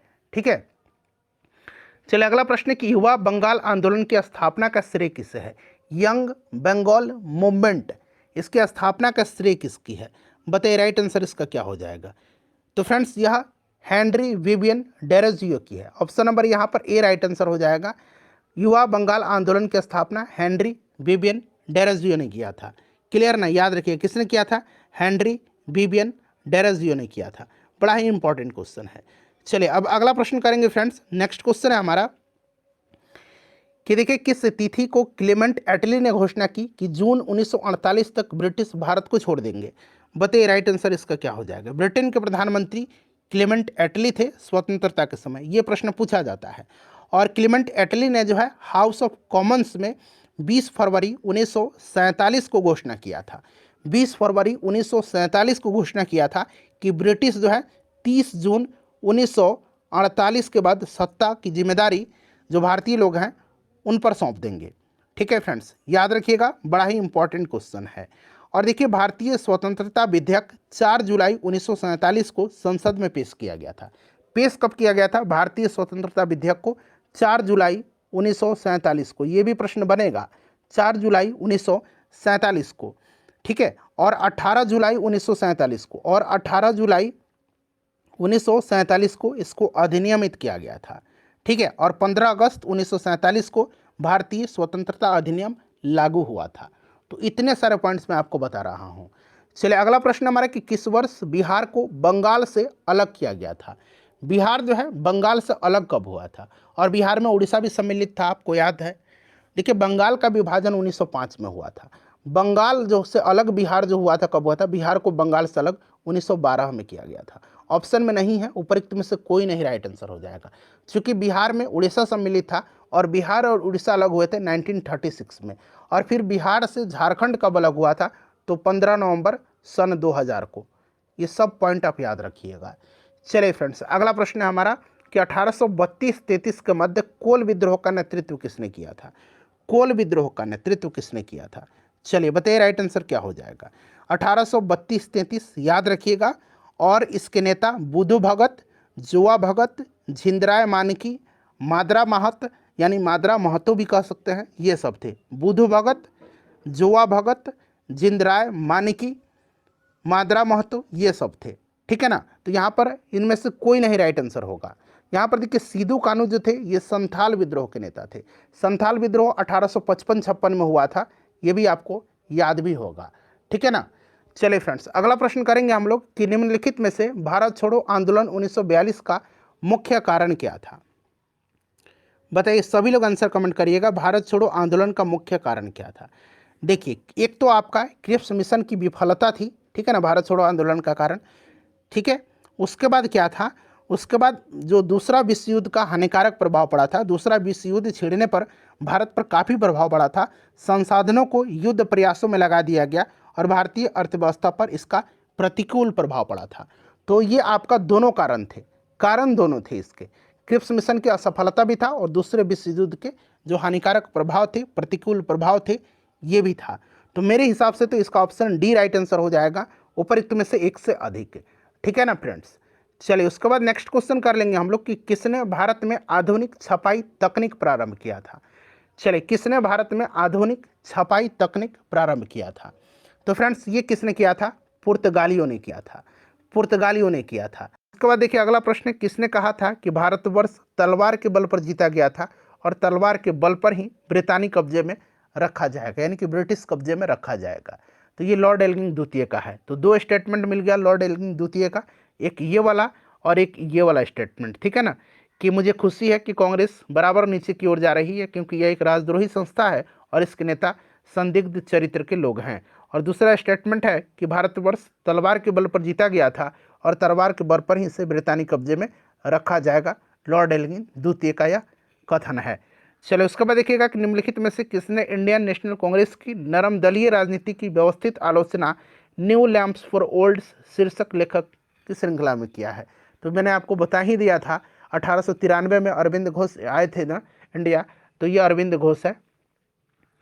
चलिए उसके बाद देखिए 1800 एक मिनट रुकिए, गोपाल कृष्ण गोखले ने किस वर्ष में servants of India society, Bharat Sevak Sangh की स्थापना किया था। गोपाल कृष्ण गोखले ने किस वर्ष भारत सेवक संघ यानी कि सर्वेंट्स ऑफ इंडिया सोसाइटी की स्थापना किया था? तो फ्रेंड्स इन्होंने किया था 1905 में, याद रखिएगा 1905 में किया था। बड़ा ही महत्वपूर्ण क्वेश्चन है ये, बड़ा ही महत्वपूर्ण क्वेश्चन है, ठीक है।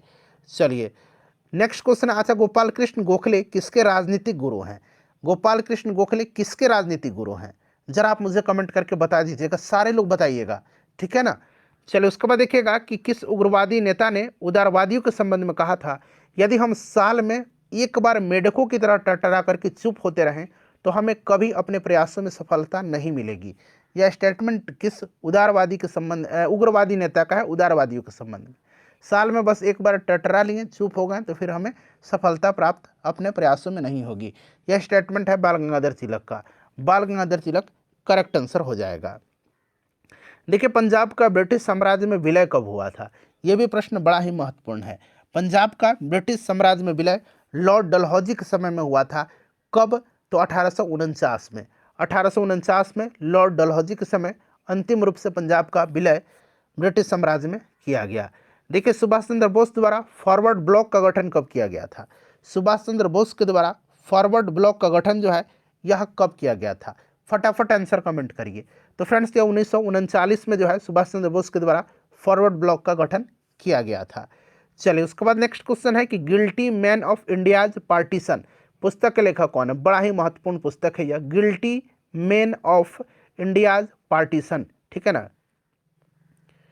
Guilty man of India's partition, ठीक है ना, बताइए। तो यह पुस्तक जो है यह किसकी है?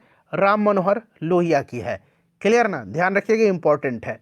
चलिए उसके बाद देखिए Mahatma Gandhi and Bihar some reminiscence पुस्तक लिखी किसने है? ये TRE 2.0 में प्रश्न पूछा गया था, BPSC में भी कई बार पूछा गया है, बिहार SSC में भी पूछ लिया गया था, ठीक है। Mahatma Gandhi and Bihar some reminiscence पुस्तक लिखा किसने है? तो ये डॉक्टर राजेंद्र प्रसाद की पुस्तक है, ध्यान रखिएगा। चलिए उसके बाद देखिएगा कि इनमें से किसने यह लिखा कि कांग्रेस का जन्म एक षड्यंत्र के तहत हुआ जिसका उद्देश्य था भारत में एक लोकप्रिय जन उभार को पहले से रोकना और पूंजीवादी नेता इसमें शामिल थे। यह स्टेटमेंट किस? लाइक कर दीजिए जिन्होंने भी लाइक नहीं किया है, और इसको फटाफट एक ग्रुप में, सेशन समाप्त हो रहा है हमारा, ये आखिरी क्वेश्चन है, इसको शेयर कर दीजिएगा। रजनी पाम दत्त का है, RP दत्त का।